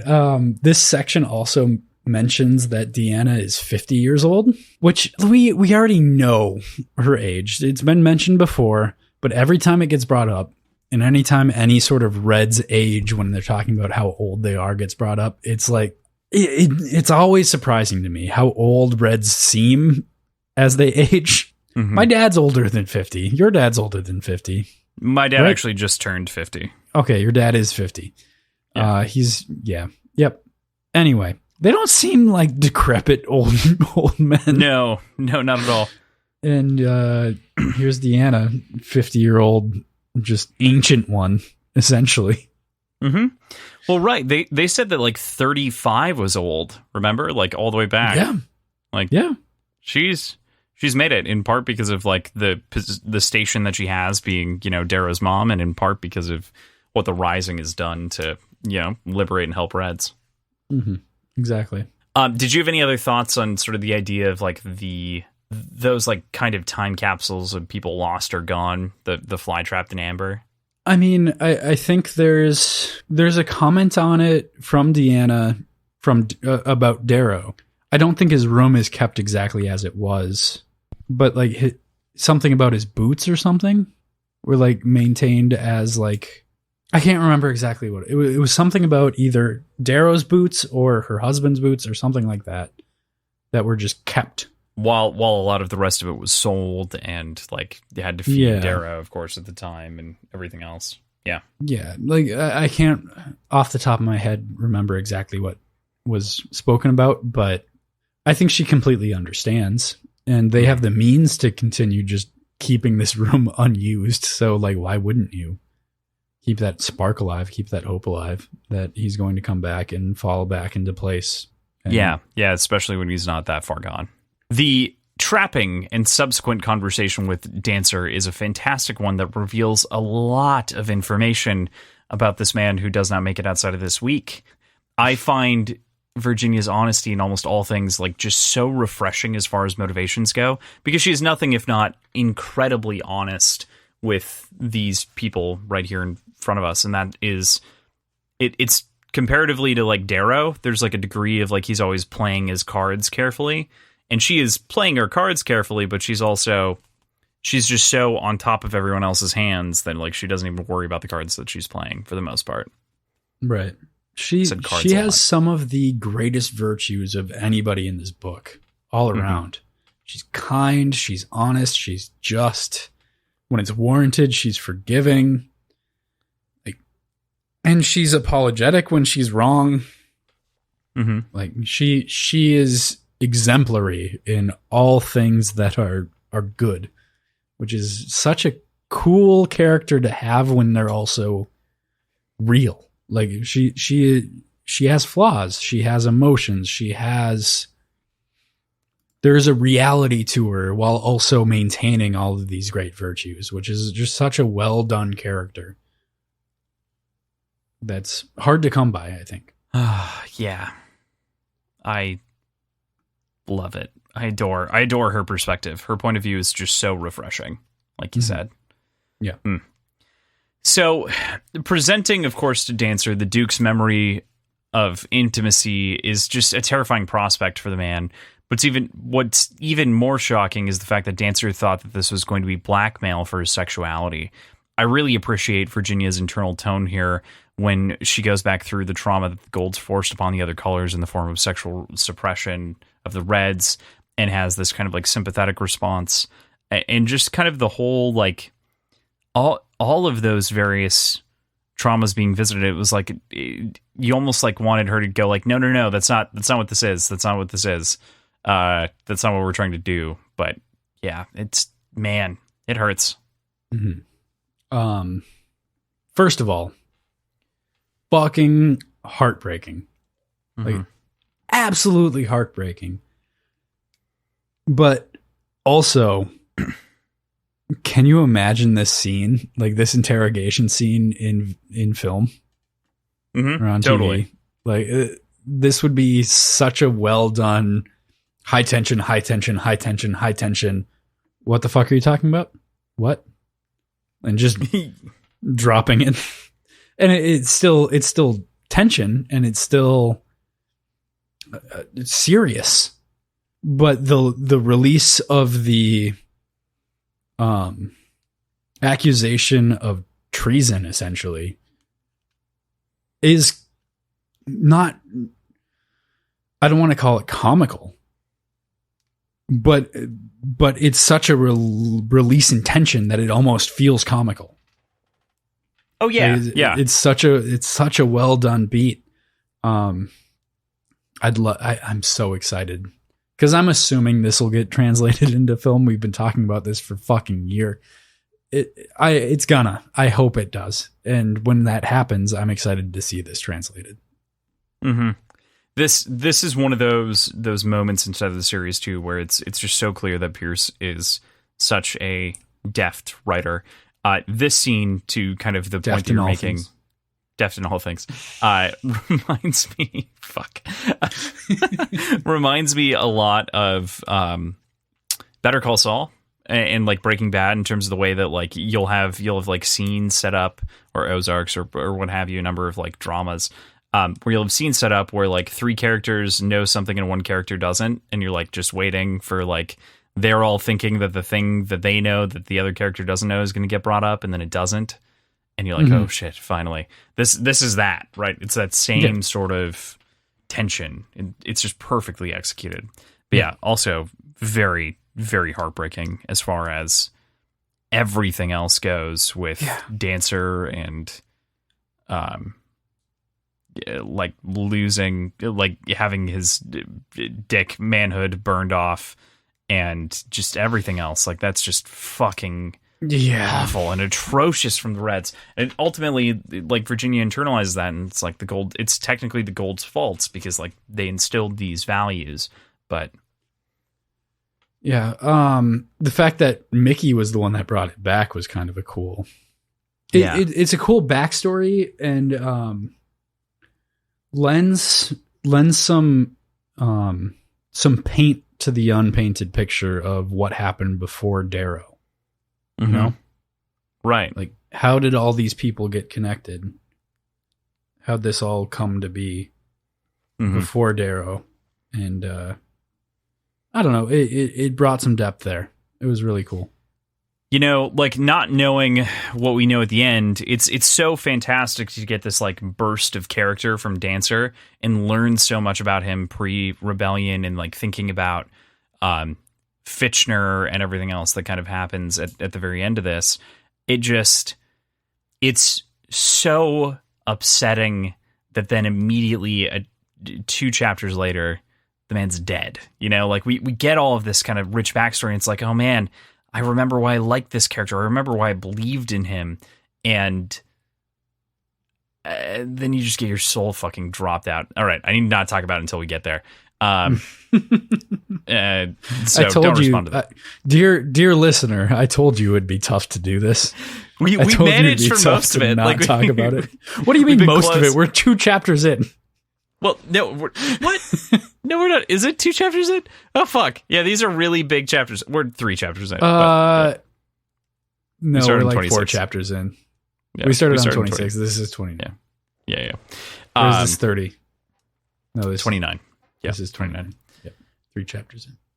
But when it all like clicks and he comes to realize that he's just been like sleeping with the Duke, not realizing that it was in fact the Duke that he was sleeping with the whole time, is just a fantastic realization, kind of like we said, that kind of like gambit, and the fact that like Severo just like is kind of working it out in slow motion with him is fucking hilarious, because like it feels like Severo's kind of slow in this situation, but he also doesn't know how to handle it.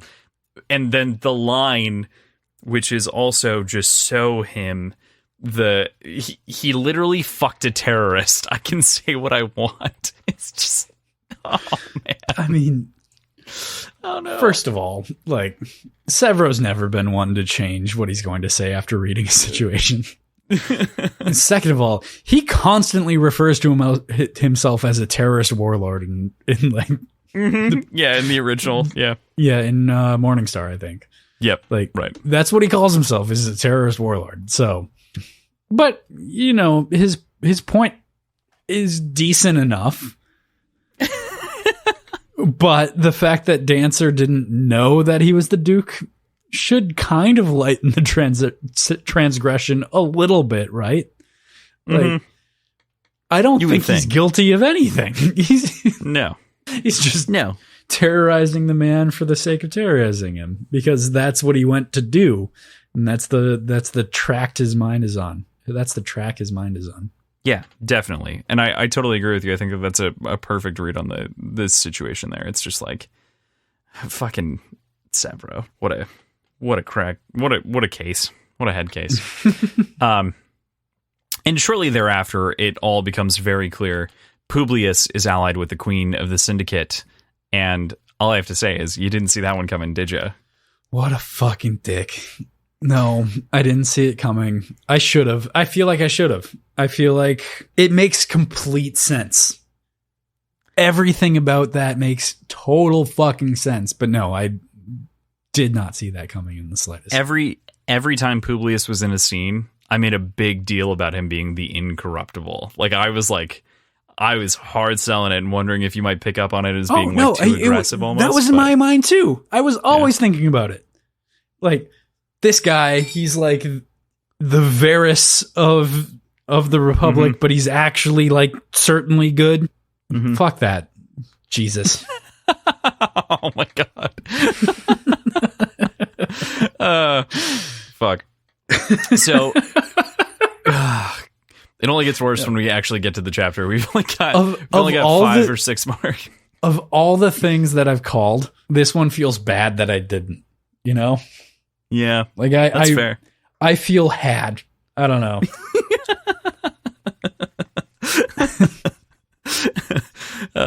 It's such a great reveal. Such a great turn. Mm-hmm. So well done. I am happy I didn't call it, because it made my experience reading it so much better. Yeah. It's just such a moment in so many different ways. And boy, oh boy, there's only more chaos to come. But that's an understatement, man. Well, you've also got like 500 pages left in the book, so it's like, what the fuck happens? Yeah, that's a good point. Yeah. This is how Golden Sun would have ended, is with something like this. How many pages is Red Rising? Like 330, I think. Something like that. 3. Okay. Yeah, like so we're in the final act. Yeah, right. We are in the final act of the first book. So the speech that Dancer gives at the end, talking about Fitchner, like I said earlier, how he was harmed by his own clan for his sexuality and all the damage done, really, really yanks at the heartstrings, especially knowing about that impending fate again. But I love the fire that this wakes in him, and sort of the way that it rouses him to be like, no, fuck that, fuck them, they suck, we've got this. He feels like that soldier that we met so long ago at the beginning of Red Rising. Yeah, this really kind of shows his pride in everything that's happened that he's had a hand in, like finding Darrow specifically, and heralding him as the hero of the Sons of Ares from the jump, all the way up to the creation of the Republic that they find themselves in. Like, he was integral to a lot of it. And this shows how much that's affected him in a positive way, and how proud he is of what he's done for the world, for the solar system. Yeah, which, I mean, he absolutely deserves that praise. Oh, entirely. All right, with that, we move into Chapter 30, Virginia Ocular Sphere. I love kind of the visual image right off the bat, and kind of I guess it's not right off the bat, but I love the visual image of this ocular sphere as we go through. But the chapter really begins in earnest with a meditation on fate and legacy pertaining to Nero and what he taught Mustang. And she also reflects, of course, on Octavia and the other Furies, as well as Lysander in the Mind's Eye in these moments, kind of thinking through kind of the idea of legacy on the whole.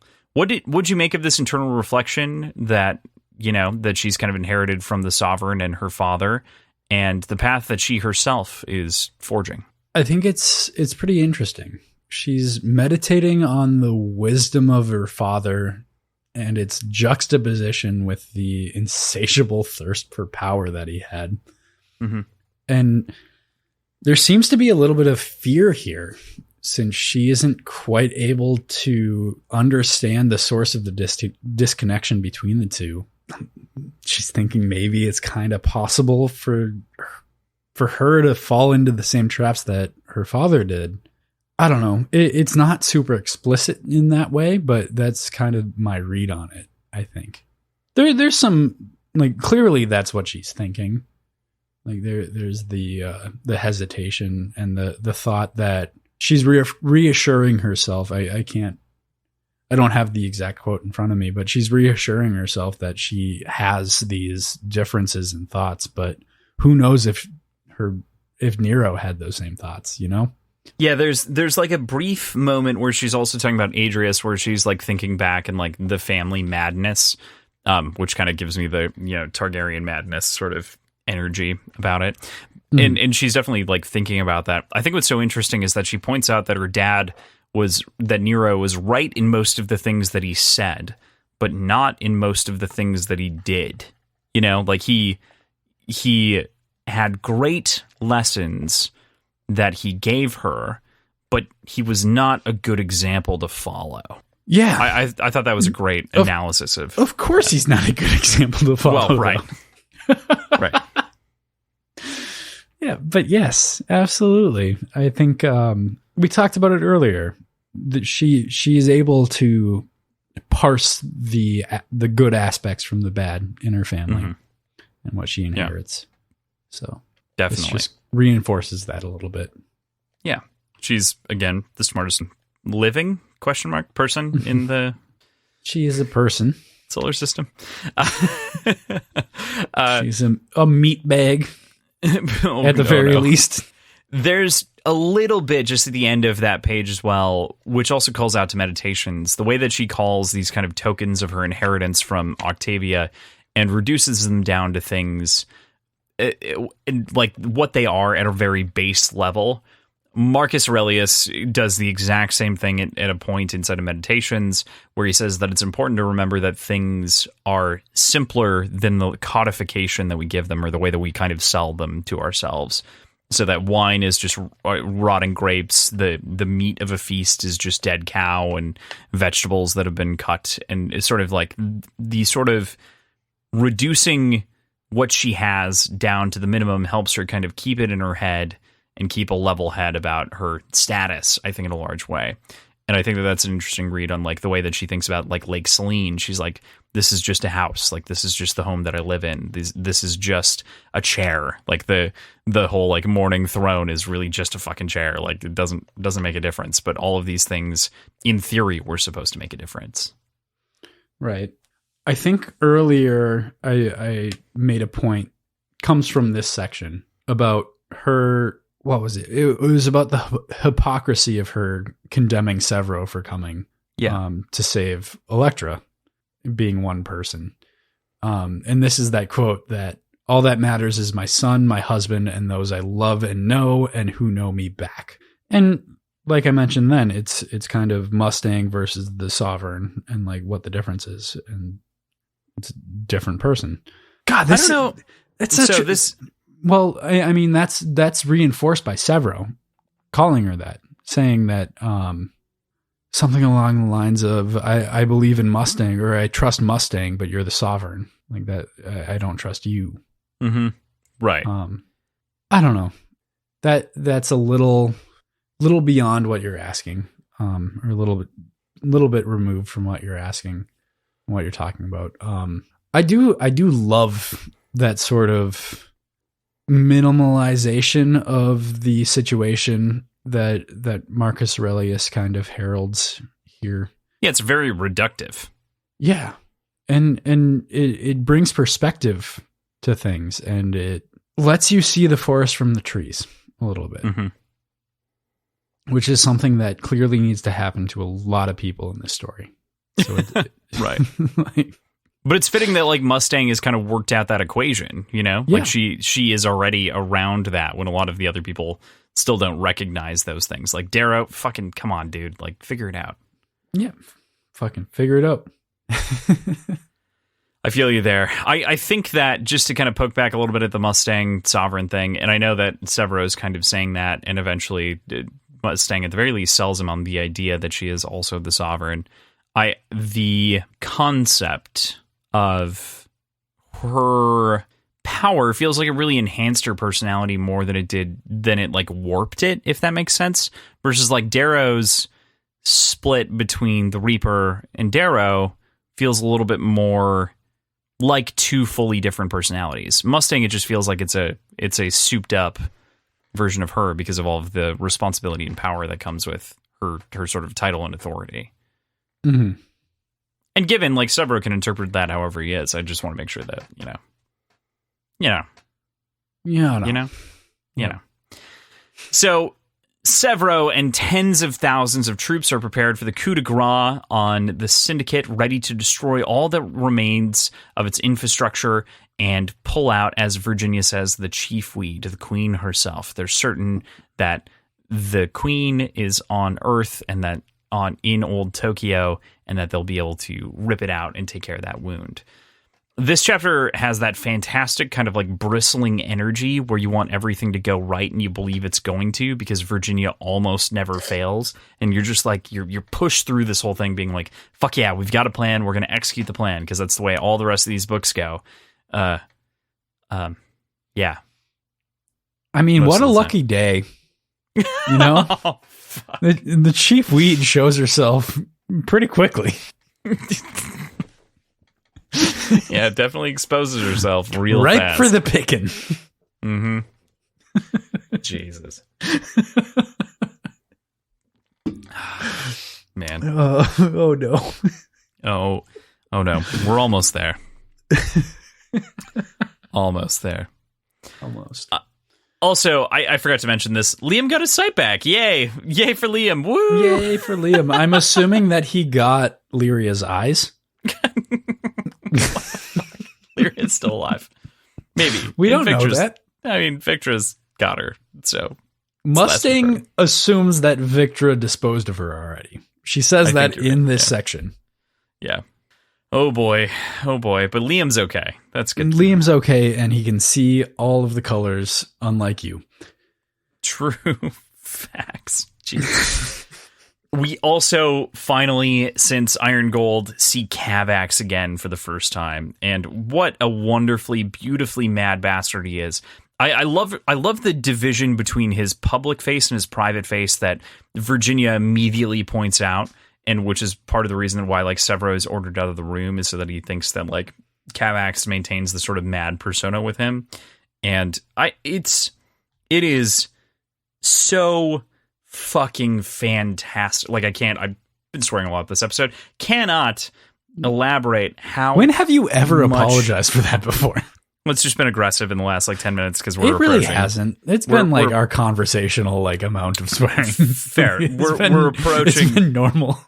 We're approaching the dive point of this episode, so I'm getting prepared, I guess. We gotta ramp it up. We gotta get aggressive. Yeah, my body is hurting, but oh, no. I really love the division between this like public and private face, you know, in these moments where it's like his adopted daughter and his son, and he's just so kind to her, and all these like nice reminders of like how great of a person she is, and all of these different things. And the conversation that Daxo has about like cloning him and like raising the clone, and just like the most loyal, best person. And I fucking love Cavax. Cavax is so good. So good. So good. In this like passage, I can't remember the exact quote, but she has a comment about how easy it is to think that his strength only comes from his physicality. And like that is nowhere close to true. Like he is emotionally and mentally and intelligently one of the strongest people in this entire series. But also he's a fucking force of nature physically. So like, yeah, it doesn't hurt. Yeah. The whole like Kane joke is wonderful to me, you know? Mm-hmm. And thank God he escaped. Cavax. Oh boy. Oh boy. Did you have any other thoughts on this chapter before we dive into the thing? No, I think we can probably just call it there. Nothing really happens in the next chapter. And yeah, you're right. So next week we'll be reading chapters 32 through 37. Fun fact, I actually didn't say the chapters on the last episode for the first and only time ever, partially because I was stressed. But that's fine. Sorry for the mistake. I should have caught it while I was editing it. I didn't.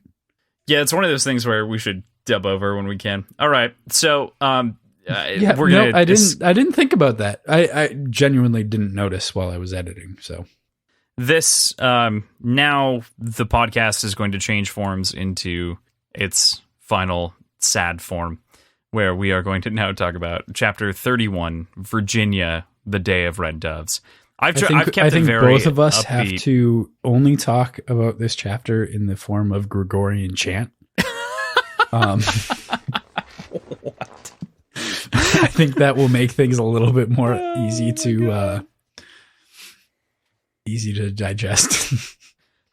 You know, we talked about this just like a little bit right before we started recording today, but in the pandemic, I'd started this book back in January. I'd started Dark Age back in January of 2020, and I hit this when I was on vacation for my sister's wedding. I hit the Day of the Red Doves, and I read it, and this weird combination of like the joy of the wedding and this like very sad moment in the series that I had absolutely adored, like just hit me so hard that I put the book down and I didn't pick it back up until April that year after COVID had started happening. And I was reading it and I restarted from the beginning and I was rereading the whole book because I was like, I don't want to miss anything. I want to catch all these details as I catch back up because I couldn't remember a couple of things. So reread through the entire story, caught back up, got to this point, and we were at that point in the pandemic. It was a nice relief from the constant sirens in New York City of all of the ambulances driving by because I lived very close to a hospital to talk and like play games and stuff like that. And we did a whole binge of a TV show called Devs, and it was just a fantastic moment. And we then were talking and I was like, I've read like a lot of really good books that I feel like you should read. And you're like, I don't know how I would do that. Like, how could we do like a consistent schedule? And I was like, let's just record ourselves like reading books. Like, let's talk about it like a podcast. It'll be fun because I'll know the books and you won't.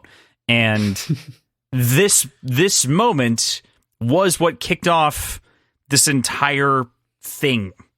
Yeah. Like, this was the moment where I was like, I need to talk to someone else about this portion of the story. And you decided my illiterate friend PJ is the perfect person.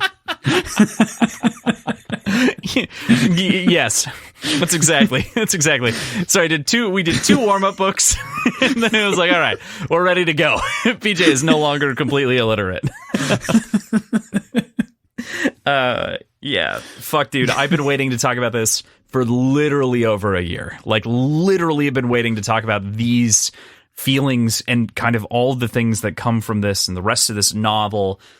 And again, Team No Hype, try not to talk it up, but like, shit escalates, right? That's the thing with Pierce Brown. It's only more is going to happen. It's never less. So I figured this would just be a smooth sailing, like slow decline of action for the rest of the book. Like, you're saying that's not what happens here? Like, it doesn't just slowly decline from... Yeah, Alice has a heart attack. I'm just kidding. But... I mean, Darrow did. True. I said that and I was like, wait, Darrow had a heart attack. That's not actually that funny. But man, this scene fucking... Be serious, Crossland. Dicks with me. Stop joking about heart attack. It's only about to get really sad. So like this is good. But this scene absolutely sticks to me like paper and glue. Like it's just fucking ridiculous. I think about the scene more than I think about a lot of other like entire books at times, because there's just this sort of overwhelming tide that comes over this entire thing. I had to give that mental summary before we start. Yeah, well deserved, I think. Let the record show we are starting this at 2 hours and 18 minutes into recording. So Virginia ascends to the forum in the Senate pit. Daxo gives a wonderful speech uniting the Optimate and also like reining himself in so that he's not demeaning to other people, and really kind of shows like a step outside of his traditional character, and proposes his resolution, that of supporting Darrow and the Free Legions by giving temporary war power to Mustang to support the war efforts on Mercury.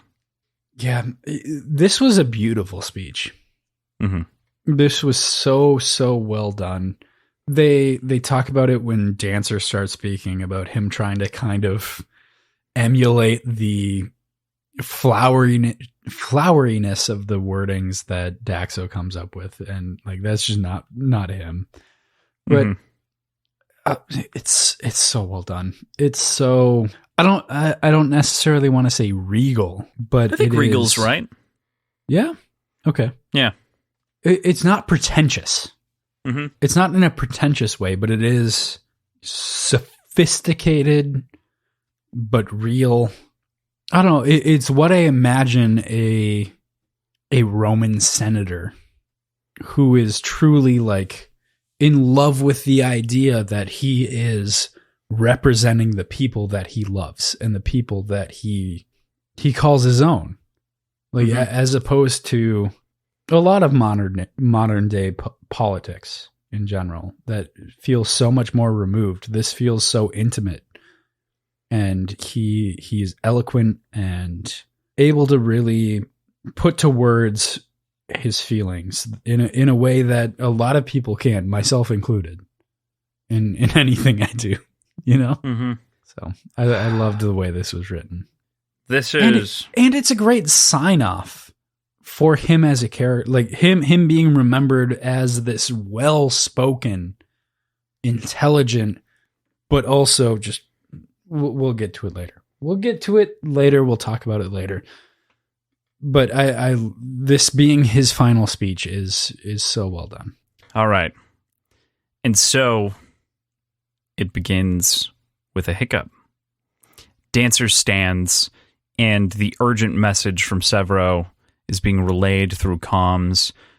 We find out that there are bone riders in Old Tokyo, and that it's a trap, that message is cut off by an explosion. Dancer's hiccups begin to worsen while he's giving his speech, and then 10 pages of horror begin to unfold.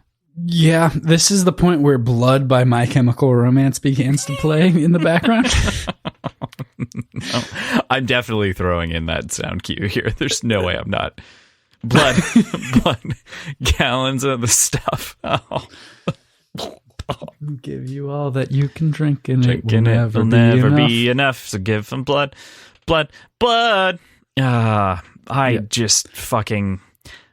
I reread this so many times, but the moment when Dancer and the brown senators and a couple of the red senators begin like vomiting out their lungs, and all of that tissue just coming out of them, pouring out like hot bloody magma, is just fucking reviling and revolting. This person that we've known this entire time, that we just got all this wonderful backstory on, why he's so important. One of the arguably three founders or three primary operatives of Ares, and the Sons of Ares, dies, and Virginia is immediately blamed by the Vox, by Publius Q. Caraval, the in-fucking corruptible. Yeah, it's a pretty genius play by Publius to call her out as tyrant during the confusion and the bloodbath. Yeah. Mm-hmm. Like, no one was thinking clearly. No one's looking at the big picture. All we see are two sides, like two sides in conflict, being like Virginia and a lot of the Golds, and Dancer and the Vox Populi kind of being at odds with each other until the night before this vote, which nobody knows about. So, like, this riles fucking everybody up. And it gets even worse when one leader becomes dead, basically, while the other is unscathed. So, yeah, it's fucking brutal. It's just awful. You know, like this moment with Publius really kind of points to his character being actually a far more incredible political character than we ever would have anticipated. Like we've seen him for 2 books now, and he has been selling this fucking lie to us cold in the face, and we had no questions about it. No questions. This was the honorable dude. He stood up for Virginia in the opinions in the previous book, even though he eventually ends up on the wishy-washy middle line after Dancer gives a speech. But like, there's so much here to believe that he only wanted the best for people, and he's sold that public face, to borrow the little bit from Cavax, and his private face is far, far different. And it all goes to hell. Everything is under attack. The wardens have turned. Everything goes to hell. It's all on fire. So the wardens start killing the line guards. The Archimperator Zahn turns the ships against the Augustan fleet. The coup. It's a coup. The coup has gone live. Is it the wardens that are standing in the rafters, and instead of intervening, they just walk out the door? Yeah, watch and walk out. Yeah. Okay. Yeah. Yep. I couldn't remember if it was the wardens or some other force, but no. Yeah, the wardens step out to start attacking the lion guards. Mm-hmm. Which, yeah, there's so much coordination. It's kind of staggering. Like there's a crazy amount of just the amount of coordination that has to happen here without somebody being tipped off and everything toppling is crazy. It is so... I can't tell you how frustratingly clear all of this is when you like reread this like Virginia, like all of Craft up until this point, right? And when you like go back and you start to piece together things that were going on in Iron Gold, it is like Iron Gold. We've talked about Red Wedding Syndrome quite a bit on the podcast of late between a couple of different shows, but Red Wedding Syndrome is when people don't properly set up moments to like give payoff when they kill a bunch of characters or when they do something very dramatic that upsets the status quo. This was an entire fucking book of setup to get to this moment, and Darrow's moment in Lysander's, which happened fucking 80 pages ago, 2 podcast episodes ago. Like we've had 2 moments like that already. Oh my God. Yep. It's so well done. Mm-hmm. It's really fucking well done. Yeah.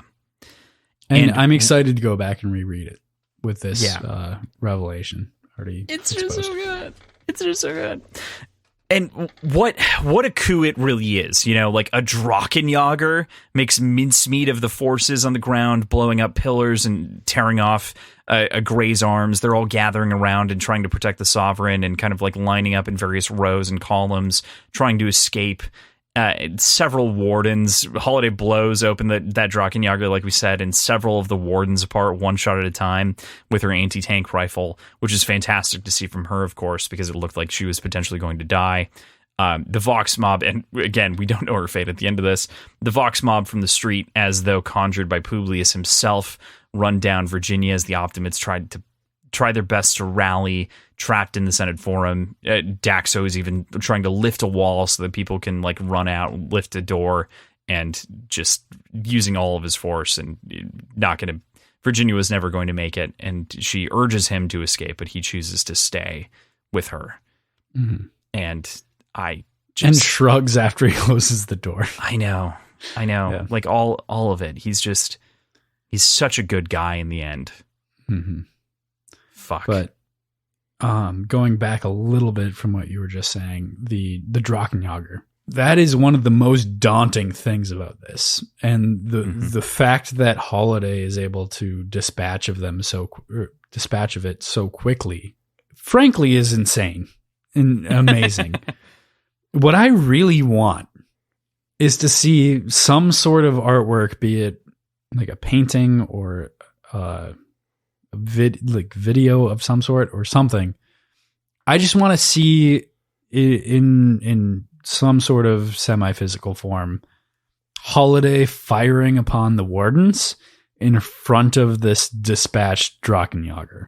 Like I that would be such a cool scene to see visualized. Like, I don't know. That's what I want. That's all I want right now. Well, and like as we've we gave away a copy of the Subterranean Press Dark Age, and there are only, I think, there are 5 or 6 pieces of art inside of the book, and one of them is a shot of the Day of Red Doves, of course.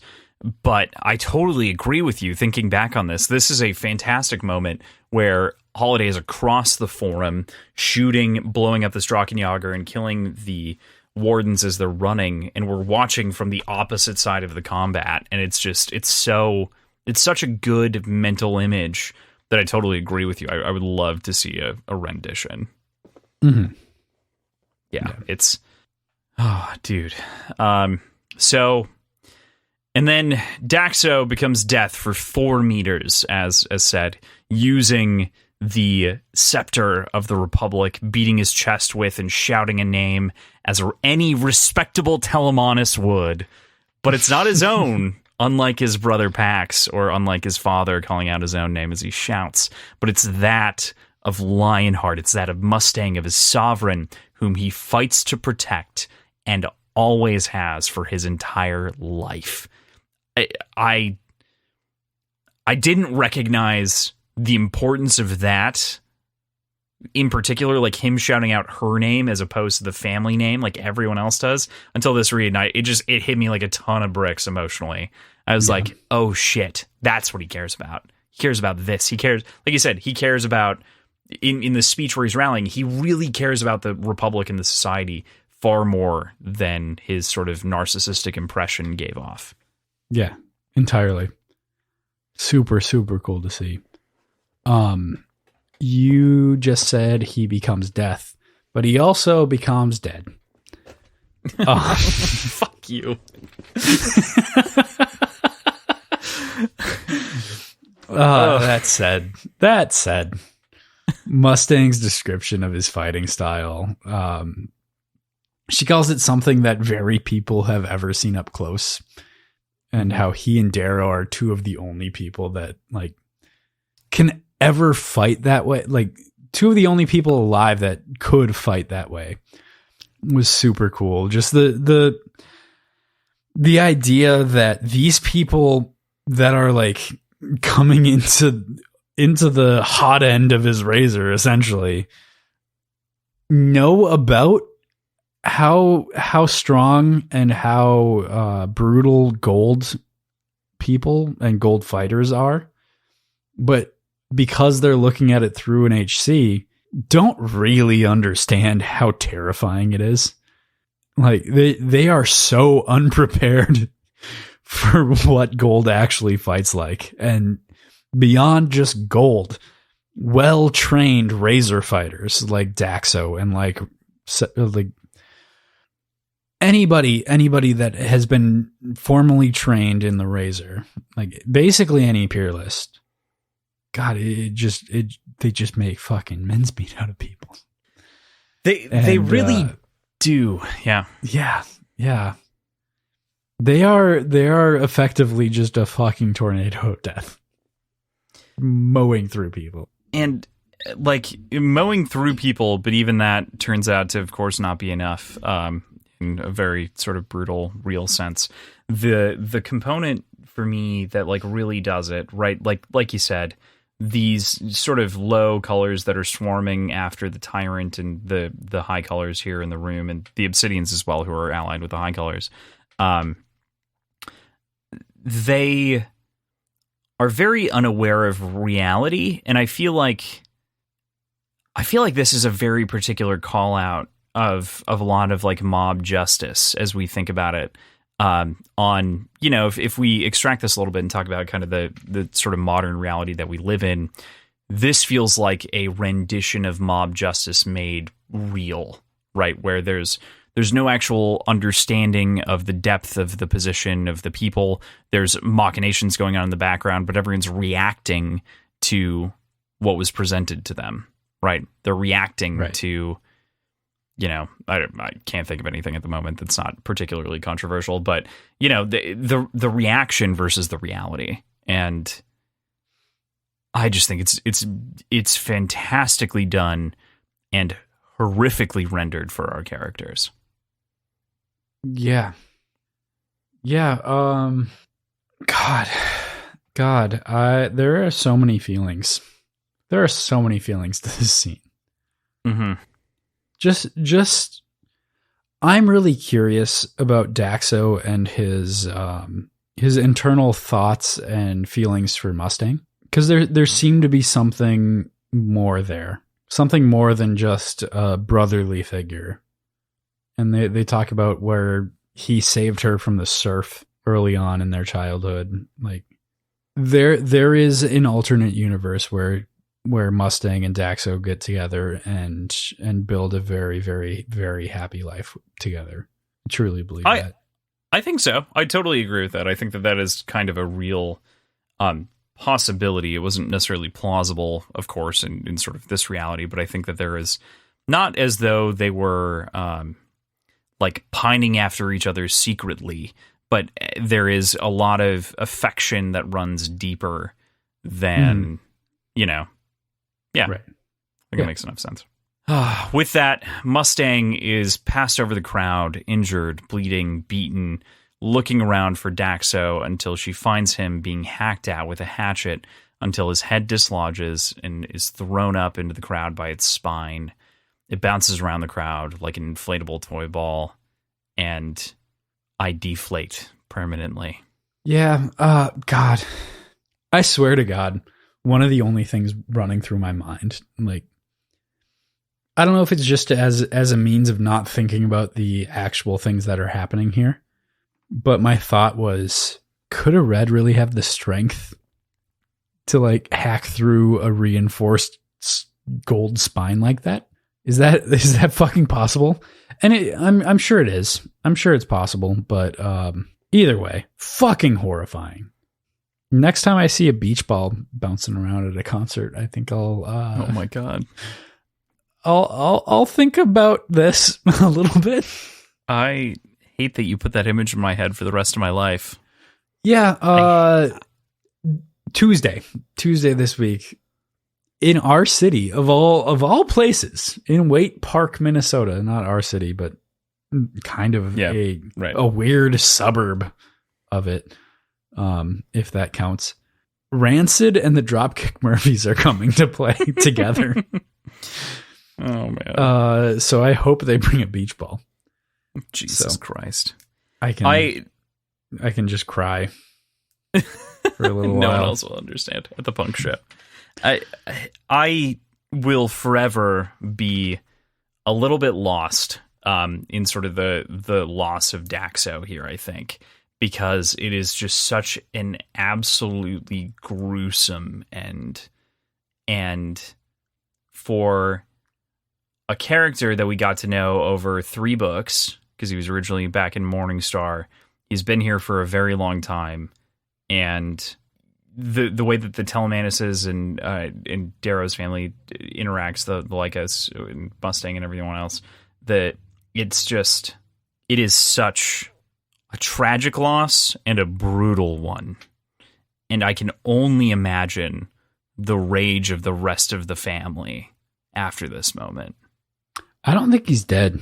I think you underestimate the strength of the Telemanus family. I hate you.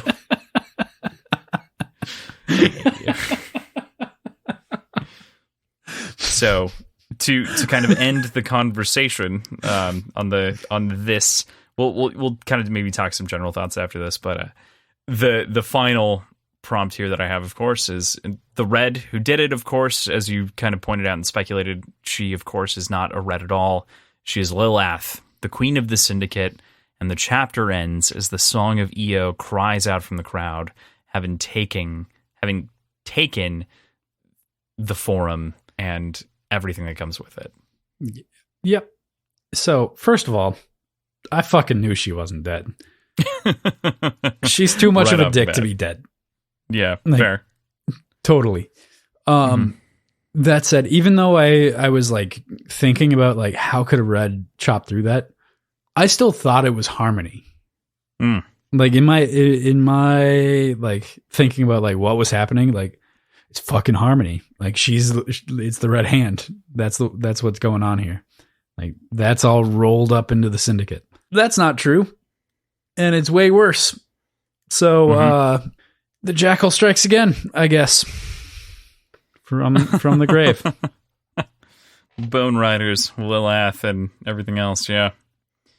Oof. And who knows what they're doing to old Tokyo. Mm-hmm. Yeah. Who knows how Severo's doing? Who knows how the rest of the Howlers are doing? Who knows any of this? Wow. So that's it. But do you have any other thoughts that you want to bring up about the Day of Red Doves and or this week's reading? Why'd you do me like this, Crossland? It took fucking a year to do you like this. Yeah, this was a slow fuck. Like,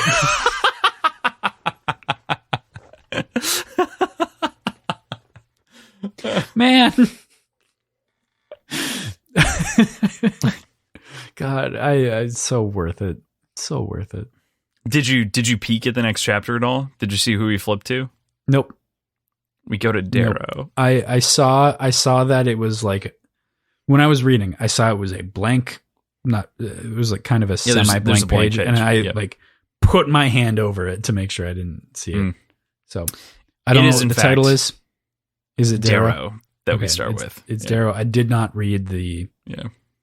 I actually didn't know it was Darrow. So right. I also didn't read the title of the chapter, so I know nothing. Yeah, I was just curious if you flipped, because wow, what a cliffhanger to leave on, right? Like, I mean, I didn't have to flip it all.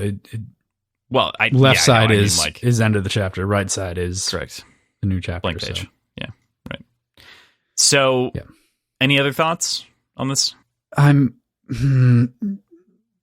There's a lot of thoughts. I can't put them to words right now, and I will dissect them in the next episode, I think, with context of what goes on after, because there's just a lot of dangling strings of like, well, where are they? What happened there?